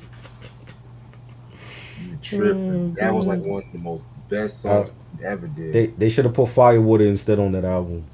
Oh, yeah, you're not lying about that. You are not lying about that. To me, I feel like Firewater should replace that one track with Wyclef, in my opinion. I'm gonna be See, and I real. love that song, Caribbean Connection. I love that. See, What are that you album talking was so good. hmm Any song, like, it was one of the few long albums in hip hop that Right. all those songs was a banger. You can't say that about Yeah. a lot of the albums. Right, true. That's true. Yeah. Even if you don't like Punish Me and shit. It's not whack. I just skip over it. I'm like, come on, Miss Jones. I'm like, Come back, come back, come back. oh Lord. Like still not a play wasn't enough. We get that too. I'm low key tired of Still Not a Play. I like You what? I love that song.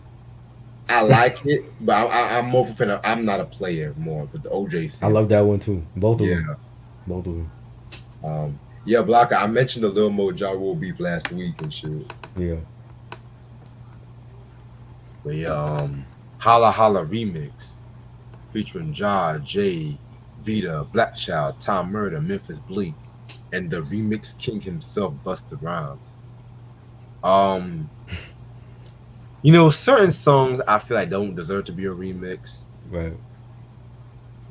This is really my first time hearing the Holla Holla remix, and I like it, hmm but at the same time, I didn't like every verse. I feel like Memphis Yeah. Bleak and Tom Murder should have been probably scrapped off, in my opinion. I'm gonna be What? quite honest. What? I Wow. feel like Vita, Jay, and Busta had the ill. I didn't feel the I am Memphis like that. Wow. Yeah, and it's like I said, certain songs. It's like this was around the time when they were just giving remixes out to every hot single, and then it wasn't a remix until Busta was in it, or if you had like a Jay in it too and shit like that. Especially like Jay around that time with the Juvenile High remix. Right. Niggas, Right. niggas though. That remix, in my opinion, was what got Jay more love in the South too, in my opinion. Right. And got Juvenile love in the East and shit. Like people always talk about Yeah. UGK Big Pimpin', but hmm the High remix was more impactful in my opinion. Yeah. I agree. Yeah. The remix is dope. For the video for it was even doper. I'm gonna surprise you. I think Bleak had the best verse, and I've never said that about any Bleak verse Whoa! ever. I've never said that about any Bleak verse ever in history. I think Bleak had the best verse. Buster was cool, but he didn't bring his best to me. Jay was cool, he didn't bring his best. Ja was just Ja. I think Bleak had the best verse, like his flow and the way that he fit his flow for the beat. That's something he didn't do on other features. Like when you listen to Is That Your Bitch? He didn't. I don't feel like he was great on his own song. I felt like it was Missy and Jay. You know what I'm saying? This song, when you see him say like what do you say niggas never seen a killer like Bleak. You can get it in a second on the street. Now it's Memphis, and my gun bust tremendous. You ain't on my dick, shorty, but your friend is. Man, that flow.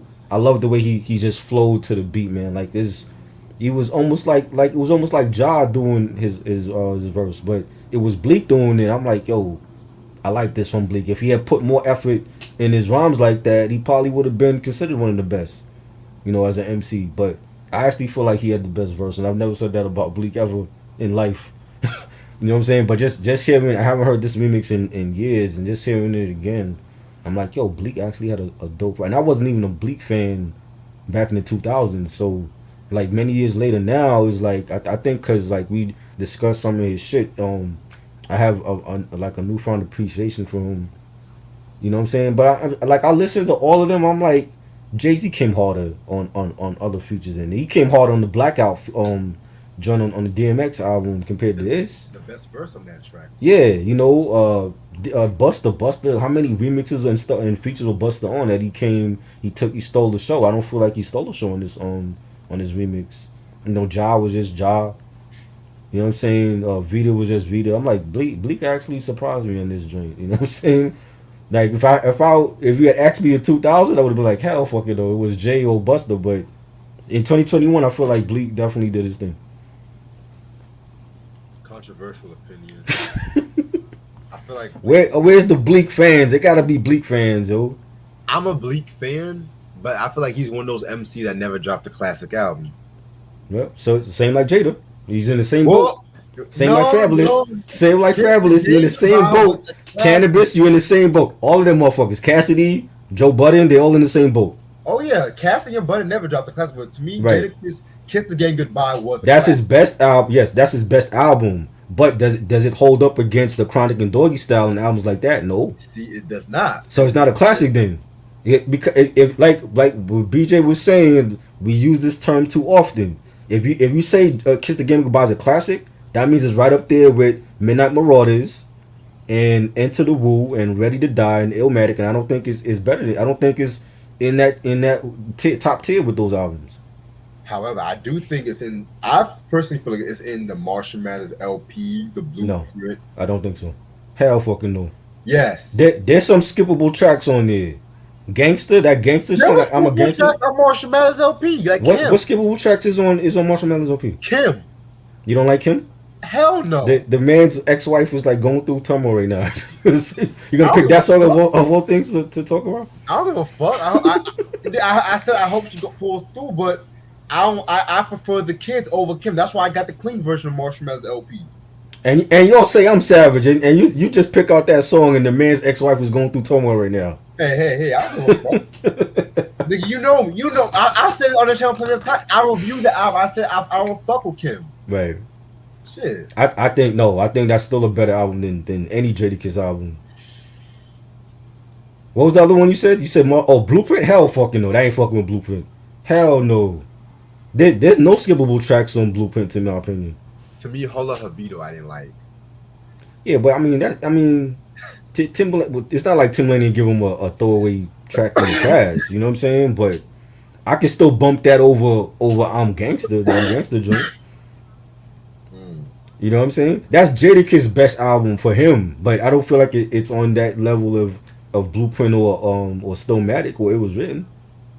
We might have to review Kiss the Game Goodbye very soon. Yeah, let's do it. It's dope. I played it last week for the anniversary. Yeah. It's still a dope album. I've always liked it. I just feel like that's his best album though, compared to his other shit. Like that's how I look at Method Man first two albums. That's his best shit. Everything else I didn't care for. I'm throwing Method Man in there too. At least he got two classics to me.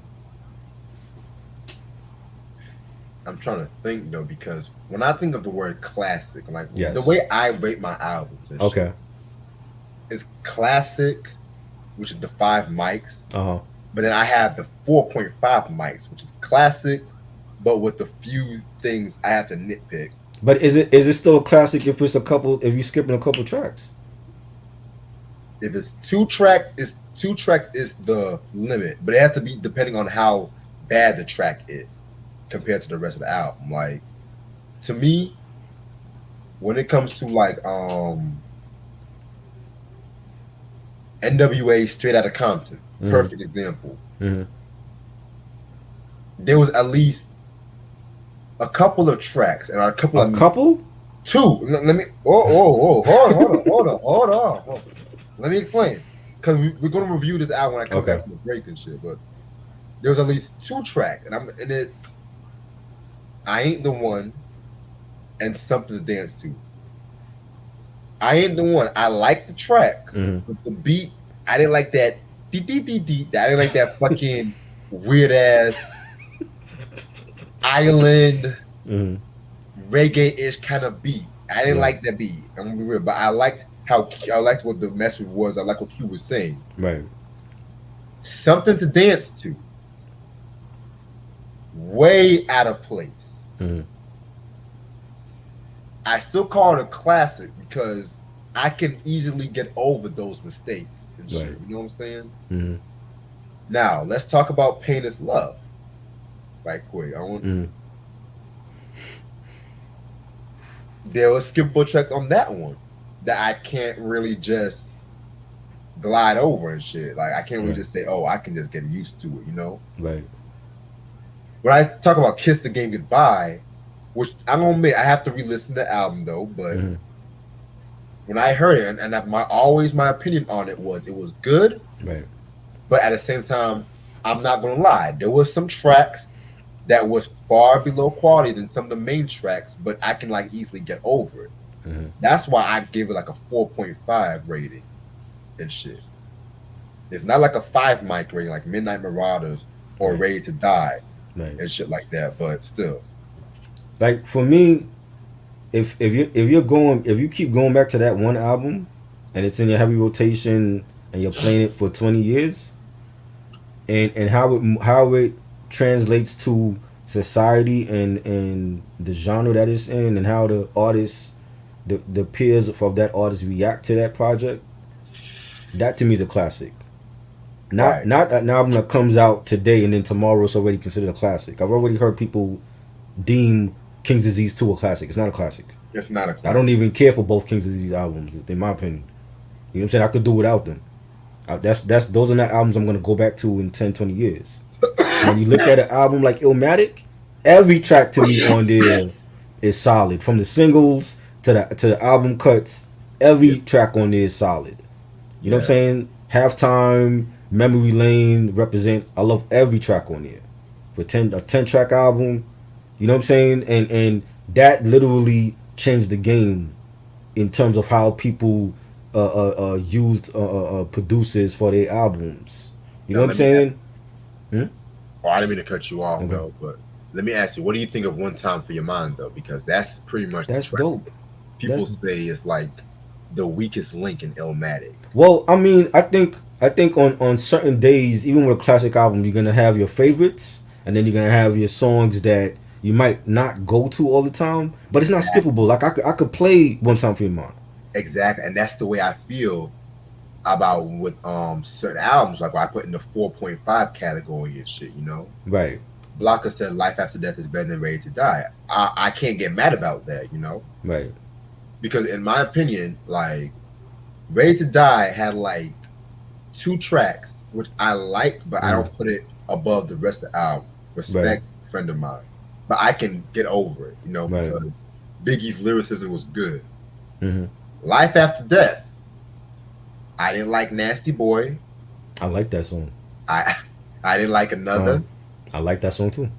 Whoa, you like it? Whoa, Yes, that. But Whoa. I said Woo, I'm trying. I forget what thing I was on. Another should have been on Little Kim's album though. I think Yeah. it fit better for hardcore. I agree. But that was, to me, I like the song. I thought it was dope, like a Biggie and Kim collab. You know, he wasn't on hardcore. I mean, he was on the drugs joint, but he was only on the chorus. Yeah, he was on Hardcore. He was also on Crush on You chorus too. Right, but we have to wait till the Junior Mafia album to really get that collab, you know, on Get Money and Plays Anthem with him and Kim. But I like that Another. I thought that was a dope song. Yeah. I'm not gonna lie. The one song with DMC, My Downfall, I like it, but at the same time, I try to like really get used to. It's not one of those tracks I go to, but if it comes on like in the shuffle, I wouldn't really skip it. You know? Right. Yeah. Yeah. So I kind of put Life After Death maybe in the 4.5. That's the 4.5 Okay. category. Ready to I- Die is the 5 mic. So, I think it's a great double album. You know, Biggie left us with 2 classics in my opinion. yes. You know.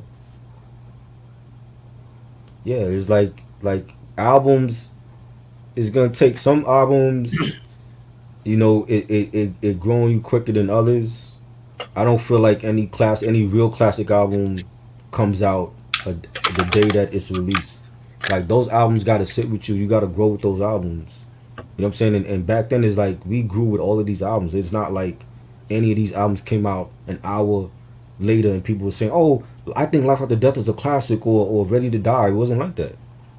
No. You know what I'm saying? Like those, all of those ended up in my heavy rotation, and when I found myself going back to them every day for 20 years, it became a classic.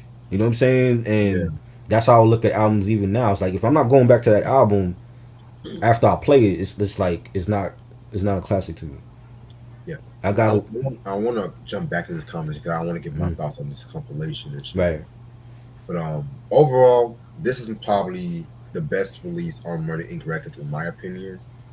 I feel like this album definitely utilized all of its members at the time very well. I feel like it's another album that gets caught in the too many skits disease category, in my opinion. But at the same time, it's pretty much the closest you would hear Murder Inc. having its own formula, in my opinion. So I'm gonna give this a four mic out. It's a four mic out Yeah. because there were some songs towards the end I could have done without. I like like the production was solid. The songs, I like the fact that they gave each member time to shine on their own songs, and you know, with Black Child had his solo stuff, and Cadillac Ty and Veda, you know, Chris Black came home and he was on the album, and you know, dope features, a lot of some big names on here. I didn't care for the skits. I think the skits was whack, and I feel like they should have released more songs from this album. It should have been more songs, like, you know, give Black Child his solo joint, give Cadillac Ty his solo joint, and Vita. It should have had like more singles released from this project, so people were familiar with the roster instead of just Ja Rule and Ashanti, and they didn't do that. But I give it 4 mics. Got you. But yeah, let's jump back to this conversation. I'm gonna stay on from Bobby another See, time. like when you look at an album like Supreme Blind Tell, like I went back to listen to that album when Westside dropped that many times, Mm-hmm. and I had favorites, you know, whether it was Elizabeth or the Steiner Brothers. You know what I'm saying, like that's one of his best. To me, that's his best album. You know what I'm I saying, agree. and I kept going back to that album and listening to it, and even I do that a lot with a lot of Griselda stuff, but that's one album that, like, I didn't wait like till it came out an hour later and say, oh well, this is a classic album. This is an album that I kept going back to. You know what I'm saying? Yeah. So it's like in any genre, if you listen to an album and you're not going back to the album and playing it, then how much of a classic is it is? I mean, is it to you? Because it's like you might play it today and then you never played again for like another 5 years. So is it really a classic then? Because you haven't really played it and sat with this album and get to know the lyrics and who produced whatever because it's not in your heavy rotation. So I'm looking at albums like as if it's not in my heavy rotation and I'm not playing them, well, how much of a classic it is to me if I'm not playing it on a regular basis?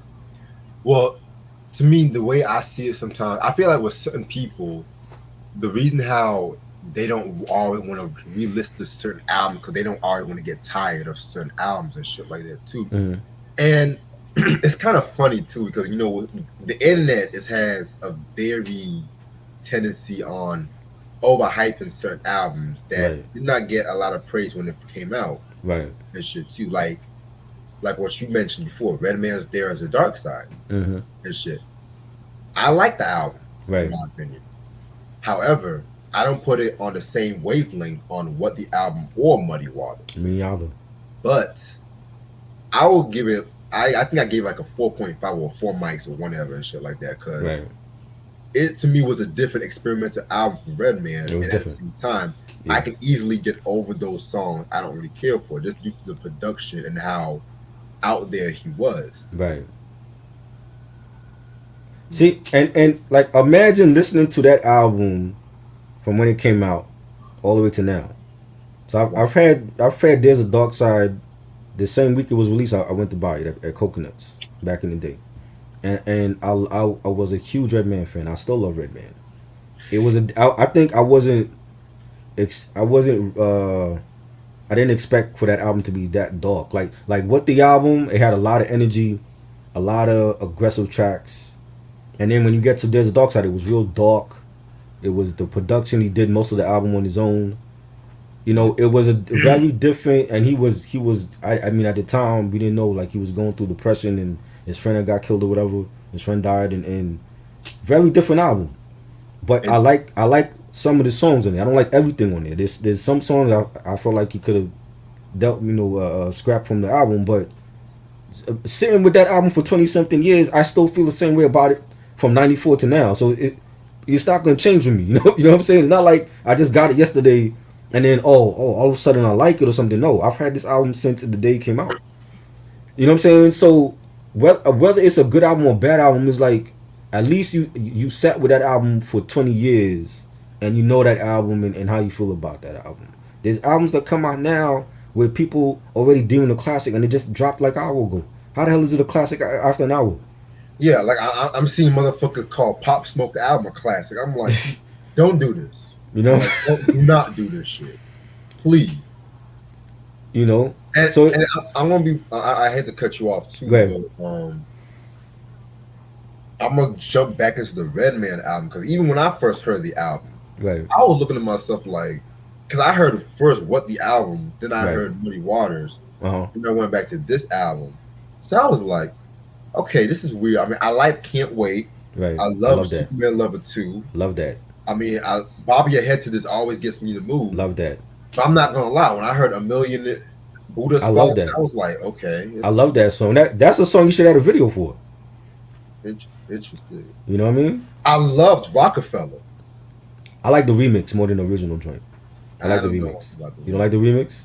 Cause the remix has like that Parliament Funkadelic vibe to it. I'm like, the remix should have been on the album. Cause they have the snippet of the beat on the interlude. I'm like, they should have just added it as a bonus track. Hell, I'm not even. When I heard the Tonight's the Night remix, I didn't like it at first, but then when I saw the Fat Jam performance, when he did that shit, I was like, okay, now I like it and shit like that. Because sometimes a live performance can make my life long, more better and shit. It's cool. I still like the original version. Yeah, the original version is a timeless classic. You know what I mean? It's not a whack album. There's joints on it that I love, but overall, I like when people say now in this age, and we didn't have that back then, so nobody was saying, oh, this is a great album. So now when I come on the internet and I see like these forums being made for this album and how it has a cult following, I'm like, well, I didn't hear this shit in '94. And you know what I'm saying? Yeah, and there's certain albums in '94 that people tend to overlook, like Ocean's Word Life, Big Hope is a Blowout Cone. Yes. You never see those albums in top hip hop albums of '94. You never see those albums. Mm-hmm. Word Life maybe like a top 25 if they all want to be accepting, but with top 10 '94, they mostly get Illmatic, Ready to Die, Sunrise in the East, Hard to Earn, Southern Playlist, the Cadillac Music, which that album itself, I'm seeing the internet praise that album a lot more and shit too. In recent years too, which I love that album, don't get me wrong. Let me ATL, hold on, ATL. Now let me not. I love the album, but I'm not gonna lie.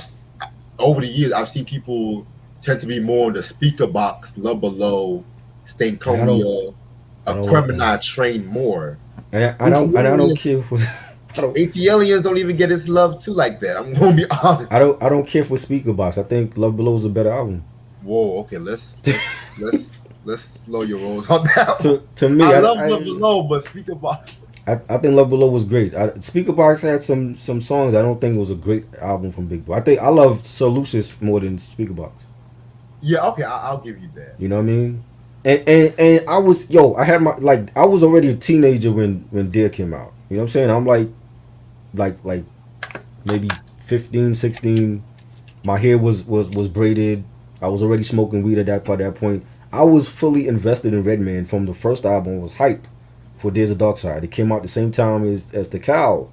Takal was underwhelming for me, but it was still dope. It was just a darker album, and Redman's album was dark, and it was just like I felt disappointed. I felt like yo, like what happened to the Eric Sermon productions and the features, and you know what I'm saying? It's like it was banging, but it wasn't one. It was never one of my favorite Redman albums. Like Muddy Waters to me was like a return to that aggressiveness, that good vibe feeling from Redman that we got on, you know, what the album, and then with Doc's the Name. I'm like, I love Doc's the Name. That was like when it like the skits were like so hilarious and the videos, and that was a great album, and nobody talks about that album a lot. You know, I even like Malpractice. I'm like Malpractice was like the sequel to that album. Malpractice grew on me. Yes, and they delayed that album so many times. They didn't promote it a lot, and I was on that street team for Malpractice, and they didn't promote it a lot, and that's another album that they don't talk about. You know what I'm saying? But I'm like, yeah, I you know, There's a Dark Side it was dope, but it's never been one of my favorite Redman albums. But it's not a whack album. It's not one of my favorites. And you know what's crazy? Would you call Keith Murray's the most beautifulest thing in the world the sister album to There's a Dark Side? Yeah, because that they had the psychosomatic joint on there. That shit was fire. And I love that album. That was solid. That got a lot of praise too. You know what I'm saying? Like and Keith was that was like one of my favorite lyricists at that time. He was cannabis before cannabis. You know what I'm saying? No. I'm saying in the terms of like the big words and all that, I didn't really hear that before cannabis. Like it was Keith Will Murray. Smith was doing big words. Not like Keith Murray though. They don't even look at Will as a lyricist. He was just a rapper that went to Hollywood and got big and opened the door for Ice-T and them. You know what I'm saying? But Ice-T said Disney rap. Yeah, it's Disney. That's what he said on Arsenio. He called him and Judges of Disney rap. And I'm like, wow. Okay, tell us how you really feel, Ice-T. Disney rap. You know what I'm saying? But Keith was just so dope with his flow was just different. I'm like, and coming from Long Island, and I'm like, yo, man, like this album is fire, and Enigma was dope as well, and the third album, I'm like, yo, we gotta put some respect on Keith Murray, man, because he's just slept on for real. Yeah, definitely. My mama or one of my parents used to have the cassette to the most beautiful thing in the world. Mm-hmm. I don't know where that shit. I think they gave it away. And I never bought that album, yo. The first two I never bought. The third one I bought, but I never bought that in Enigma. Yeah, I only have Enigma thanks to Eric, by the way, and shit like that. Shout out to Eric. Yeah, shout out to Eric. But I do plan on getting a Most Beautiful Dark Twisted and It's a Beautiful Thing one day, because I'll be satisfied with the first three albums. Yeah. Yeah, pretty much. He's Keith Murray. She looks like a. I don't care for. They try to make him commercial with that album. Yeah. Ronnie said, "How about Outkast a Criminal?" Yeah, a Criminal. Yeah, that's like a 5 mic. Yes, album. That was a great album. Very good album. That was a good album. I even like Stankonia, but the thing with Stankonia, the fan base of the album, they act like that's Outkast's first album. Like right. that album, it's like you can see the camp between 90s Outkast and 2000s Outkast. Right. It was great. Red Velvet, one of my favorites on there, and We Love These Hoes. So Fresh, So Clean. It was you don't like that song? I hate So Fresh, So Clean. I hate Miss Jackson. Oh wow. Most overrated Outkast songs in history. I love the album. The album is fire. It's not. I don't feel like it's their best album. I still feel like ATLiens is their best album in the Criminal. Yeah. But I mean, if people feel like Stankonia is great, then that's. I mean, that's when I did see them in concert. Was during Stankonia. So. Yeah, man. It's like Stankonia is it's like a Sly and the Family Stone meets fucking what's that shit? It's like Sly and the Family Stone meets like classic rock, pretty much, and shit like that. It's like a very explosive album from 2000. Bombs Over Baghdad, I love that. That was dope. That's the only single I like from that. That's the only single. Especially when Outkast running around with the fucking kids and shit. Right. Yeah. You know. Yeah. Yeah, man. I just hate I like the remix of So Fresh So Clean better than the OG. Right. 90s Outcast all day. Hell, Niggas for Life is a 5 mic classic over Yeah. Straight Outta Compton. No doubt. Yeah. Even though people want to say, "Oh, it was misogynistic," yada yada yada, but these are the same motherfuckers that can listen to Future and shit like that too. But Not everything. I think people forget. Not everything is gonna be a classic just because it aged over time. exactly. You know what I mean, like I said, like There's a Dark Side. I like a lot some songs. I don't like everything, but I've been with that album since '94, and I still feel the same way now. You know what I'm saying? It's like there's albums that's 20, 30 years old, and I still feel the same way about them now. So it hasn't changed. Yeah. You know? One 5 mic album no one talks about. Mama Said Knock You Out. Yes, classic. No filler on that album. No filler. None. That's the first CD I ever purchased ever. When CDs first came out, it was Mama Said Knock You Out. Best album, one of my favorite albums ever. Yes. To me, that was hip hop's first comeback album. Yeah, definitely. Yes. Definitely. But sometimes, you can have a personal classic where not everybody likes the album, but you might like it. Like, right. To me, that would be Theater of the Mind. That's a personal classic to me. Yeah, right. I have to go back and listen to it. It's been years since I heard it. I remember just listening to it, like, from the first time. I didn't like everything on that album. Yeah. You know what I'm saying? I like the Primo track. I think he had an Eric Summer track on there, too. I think so. I didn't like... I gotta go back and hear it. I have the album. I just haven't played it in like 10 years. But you know what I'm saying? I never got rid of it because it's Ludacris. I have that much respect for Ludacris. You know what I'm saying? Whereas if it was Mace and having Double Up and buying it and playing it, and I had Double Up from when it came out all the way up until a couple years ago, I'm like, why do I have this album? I don't play it, and I don't like it like that. You know what I'm saying? So it's like, don't think because an album is like, it's over, it's like 20, 30 years that it's just immediately it's a classic. No, there's bad albums that's been out for that long. You know what I'm saying? But right. I'm not saying everything's classic from 20, 30 years ago. It's just that my feelings on albums pretty much stay the same from 20, 30 years ago. So it's not going to like change tomorrow when I'm going to say, oh, Double Up is a classic, let me get it again. No. It's not going to happen. You know what I'm saying? Never, ever. Nigga look like TD Jakes on that fucking cover. Right. You know? Yes. God. It's just bad. Critical Beatdown, of course. Yes. Man.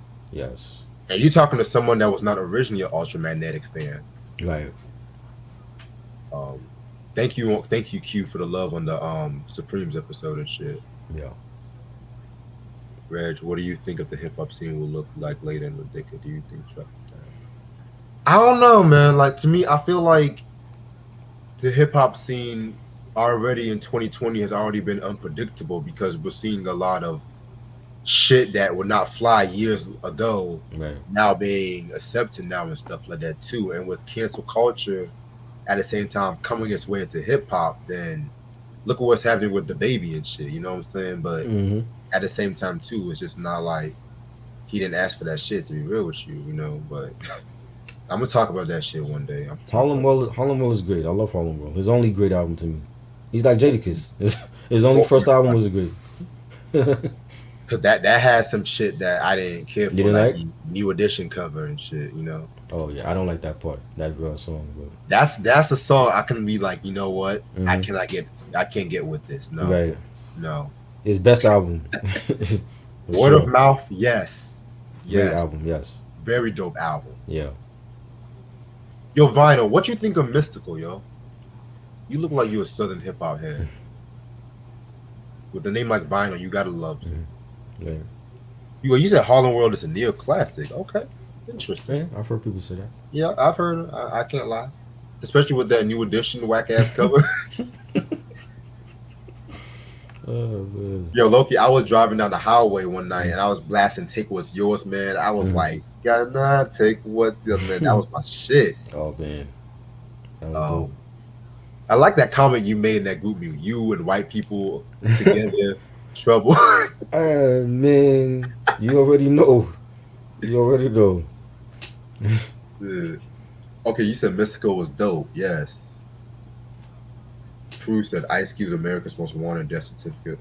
Oh, I don't. Damn, man. Ooh, The Predator. I'm gonna have to go with America's and Death because those albums that was my influence and shit Yeah. when it comes to writing and shit. Right. But those first four albums to me was just amazing. That's his best shit. Yeah. You know what I mean? Mega. Yeah. Oh God. When he switched to that, I was done with him. Don Mega. Now, Bow Down. That Mhm. was I love that. best on Mega. Classic West Side Connection album. Love that album. Yeah. Ghetto Fabulous. Yes, Ghetto Fabulous and Minor Mystical was his best shit. Right. I got to talk about Ghetto Fabulous one day. I think we'll have to talk about Yeah. that. Cameron, I'm gonna be controversial, but the game documentary I like, but I feel like it's tad bit overrated. I love it. I'm a Doctor's Advocate Yeah. fan more One than of his best documentary. albums. Love that album. But I love that album from when it came out. So, but yeah, Yeah, my feelings on it hasn't changed. You know. yeah. And my feelings haven't changed. I like the album, but I feel like Right. it's a tad bit overrated. When people say, "Oh, it brought the West Coast back," and Right. shit like that, I'm like, okay, calm down. Like, it's like just because nigga beef and then when the huge beef for 50, that's when everyone started hating him. I was like, I like Doctor's Advocate. Like Right. his first three albums Mhm. and Documentary 2 and 2.5 Those are good. are favorite shits. I even like 92. I even like 92 that. was good too. Yeah. Yeah. I don't think we'll ever hear another album from him again, but you know what? Right. You I never feel know. like his discography was consistent. Yeah. Besides the Red album, I didn't care for that shit. But I gotta hear that one. He said Mystical kind of reminds me of a down south Busta Rhymes cadence. I've heard people say that, you know. But to me, I feel like they're both one of a kind. I feel like Mystical is like a hip hop version of James Brown, if you ask me. Blacker said, "What about me? I'm a hip hop head too." Yeah, I've seen. Yeah, you a hip hop head from what I've seen, but it's my first time actually like talking to you and shit. Right. But yeah, you know your shit. We were just talking about Twister earlier, Yeah. man. Like, Yeah. I don't like Kamikaze. I don't like. It's been a minute since I heard that though. I'm more for the adrenaline rush. That's my Twister. Right. How about what did you think about The Day After? Did you like that one? I never heard that one. That one? That one I actually have. But there's a lot of collabs. Neptunes did some stuff on there. Oh, God, you're not selling me. Yes. This is like when he signed to Rockefeller already. Wasn't that the one that came out in 07? Yeah, like 07 I think it was. Didn't that have that one song called "Would You Be Your Daddy"? Was in that on that album? I think that's on. I think Oh, CeeLo's on one of those songs. Oh Too. Jesus Christ! I think it was dope, and I wasn't a Twister fan, and you know, over the years I was liked his stuff. I like Twister, but I'm not gonna lie. I feel like he just raps fast just to rap fast and shit. Right. Like But he does it well. he does it well, Yeah. but yeah. When it comes, I like when Busta raps fast. Mm. Hell, even when Mystical raps fast, those are my favorite fast rappers. Like Twister, Mm. he was the forerunner. I respect him more, Right. but I feel like he just raps fast, just rap like, I'm like, okay, nigga, like, goddamn. What Eminem album? Not Eminem Kamikaze. No, Talk about Twister. Twister. All right, I'm gonna stay up until like 1:20, y'all, cause I'm about to eat some dinner soon. Charlie Baltimore, Veda. Vita. Charlie. You got Veda? Really? You think Vita's better than Charlie? After what I've heard, yeah. Oh wow. I mean, Charlie's good, but it makes me actually want to hear Vita's self album now and shit. Right. Damn you, Irv Gotti. Like, Wow. just for Ashanti. Right?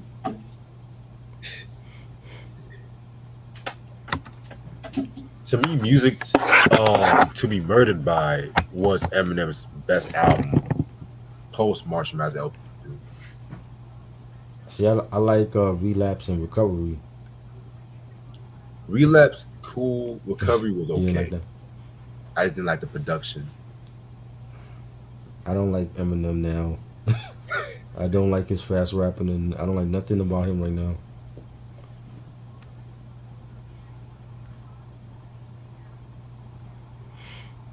Favorite song Irv Gotti produced? The song you did on was it We Don't Give a Fuck on the second DMX album? Ooh. Used to be my dog. You was in my left titty. Scream ride or die. I thought you would ride with me. That joint with Styles P. I think Jada was on that too. Yeah. Oh Lord. Everything revolves around Jada right now. 6 Degrees of Jada. Yeah. That joint is one of my favorites on Flesh of My Flesh.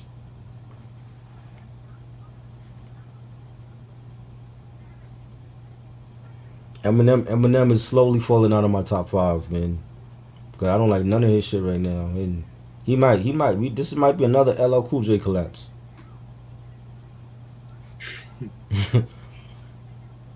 What did you honestly think about the first Ja Rule album? It's a classic to me. Yeah, I like the album. You know, that's what we discussed last week. I'm more for Rule 336 fan though. That was a good album too. Like I said, that's my favorite DMX song. Okay. Great song.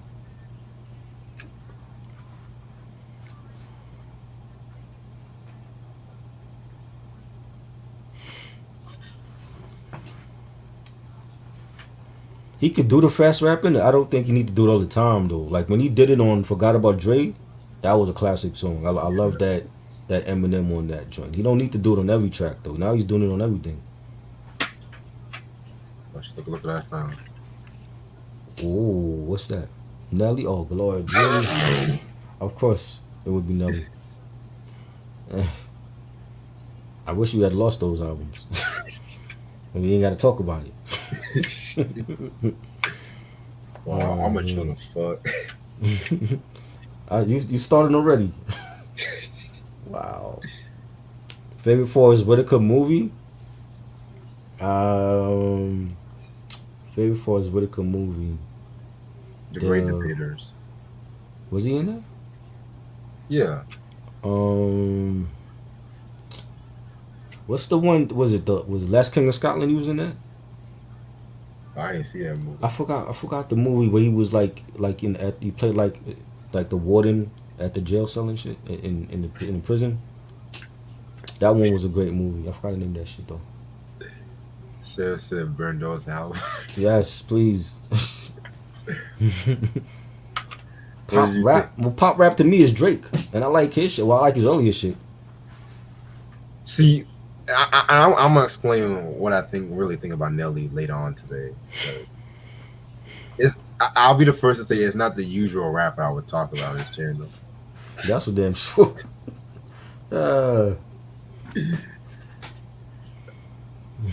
What did you think of the Rockefeller crew while it lasted? A mil? Well, a million lasts. That's gonna be a trash review coming up. She did not last very long with them. Did she end up working at a grocery store or something? That was a rumor that she was working at a grocery store. Oh, who knows? Ain't nothing wrong with it. They got mad. They crucified Elvin from the Cosby Show, Gregory and Jeffrey Owens for that shit. Right. Look at him now. He's everywhere now. Mm-hmm. He's on Bleak all movies. or Beans. Beans is definitely the better MC. Definitely Beans. Yes, Beans. I'm just gonna end it off right here and shit. I'm getting hungry. Yeah. But this has been Real Review. This has been Ja Rule's Pain is Love and Irv Gotti presents The Murderers. So as y'all know, tomorrow or later on today, we're gonna talk about the Nelly albums and shit. Oh my god. I mean, yeah. I ain't gonna talk about these and shit. These are gonna be the only Nelly reviews I'll ever do. Right. That's what you say now. Nah, for real. 6 months from now is let's do Sweatsuit. Nah, for real. I can prove it because I had Sweatsuit and I gave it away and shit. The Saint Lunatics album. Let's do that one. Nah, I have my limit. You have your limit? Okay. Remember what he said on here, Sam. He said this in August 12th. Remember, 6 months from now it's gonna be let's do Saint Lunatics album review. Shit, I have my limits. Shit. Alright, then Sunday we're gonna talk about Rolling Stone's Dirty Work album. Yes. I'm looking forward to that more than Nelly. Yeah. Yeah, man. I know Reg's gonna go in on. Oh, No, that's gonna be me, not Reg. Nellyville, yes. Country Grammar, possibly no. Mm. That's all I'm gonna say. Oh my god. And next week is gonna be like so far for next week I have the Snoop Dogg breakdown, Yes, I'm looking forward to that too. Ja Rule's The Last Temptation, I'm looking forward to that too. and I want to do an R&B review before I go on break. Okay.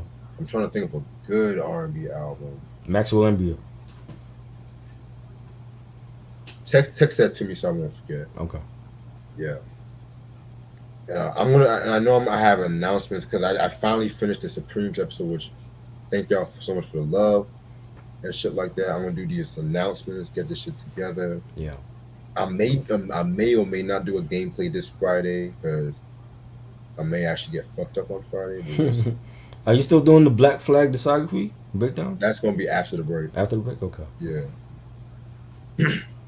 I'm gonna announce everything during the announcements and shit like Review that. Teddy Pendergrass. We did a whole discography. What more Teddy you want? He's dead. Well, I did say I was gonna do some solo Teddy's. Oh, solo Teddy? Yeah, solo reviews on Teddy and shit. Okay.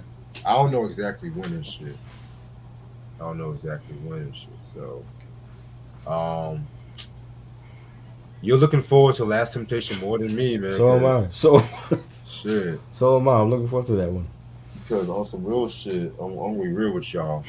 I do not really care for it. Oh my god. That But you care for Nelly though, so I don't understand that. I mean, different strokes, different folks. Shit. Oh man. And that was Sly and the Family Stone said, different strokes, Yeah. different folks. Yeah, he Shit. probably was on drugs when he said that. All right, but anyway, appreciate this review. Yeah. Try. No doubt. Stay tuned later on tonight. Shout out to Ashley. She's going to join us. And in case y'all don't know, September 27th is the Major Collection video. Yes. And this Sunday, I'm going to the vinyl and CD show. So, y'all know I can't wait. Yeah. Hopefully, you don't find no more Nelly albums out there. Man, but I am gonna go and get some Amazon shit after I pay off this bill next week and shit too. I'm trying to get my wish list ready and shit. Okay. Because there's a certain album I'm looking for. Oh boy. And it's not Brass Knuckles and shit. Okay. I think Tried already left and shit. Okay. But yeah, okay, Sam, you're turning 27 September 14th. Okay, definitely give you a shout out, bro. I'm looking forward to John Woo. Yeah, Ronnie, I prefer Blood in My Eye over Last Temptation, but Nelly kicked me out. I was like, yeah, Nelly did kick you out. Damn. He didn't want me talking shit about his albums. Yeah. But other than that, Ronnie said I prefer Blood in My Eye. Yeah, Blood in My Eye is going to come after the break. Yeah. That was a dope album, but it was he was already he was already out by that time. Facts. 50 was already stomping on him that time. Mm-hmm. Yep. But I really can't wait to talk about the RULE album, the Rule album. Yeah, that too. I really cannot wait to talk about that one. But other than that, hope everyone has a good night. Yeah. I will see you guys later on. And yeah, it's going to be 10 o'clock actually tomorrow. 10 o'clock because Ash has a job interview and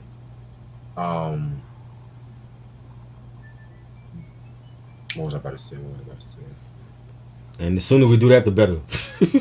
Yeah, that part. And yeah. Oh, don't forget your list too. Oh yes, I got 5 more to put on the list.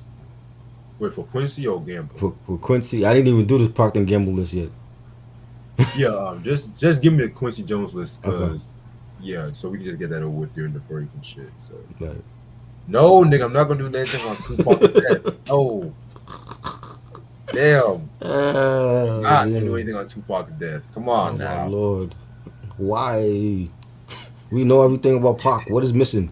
And then I hope y'all have a good night. Peace. Peace. Jesus Christ.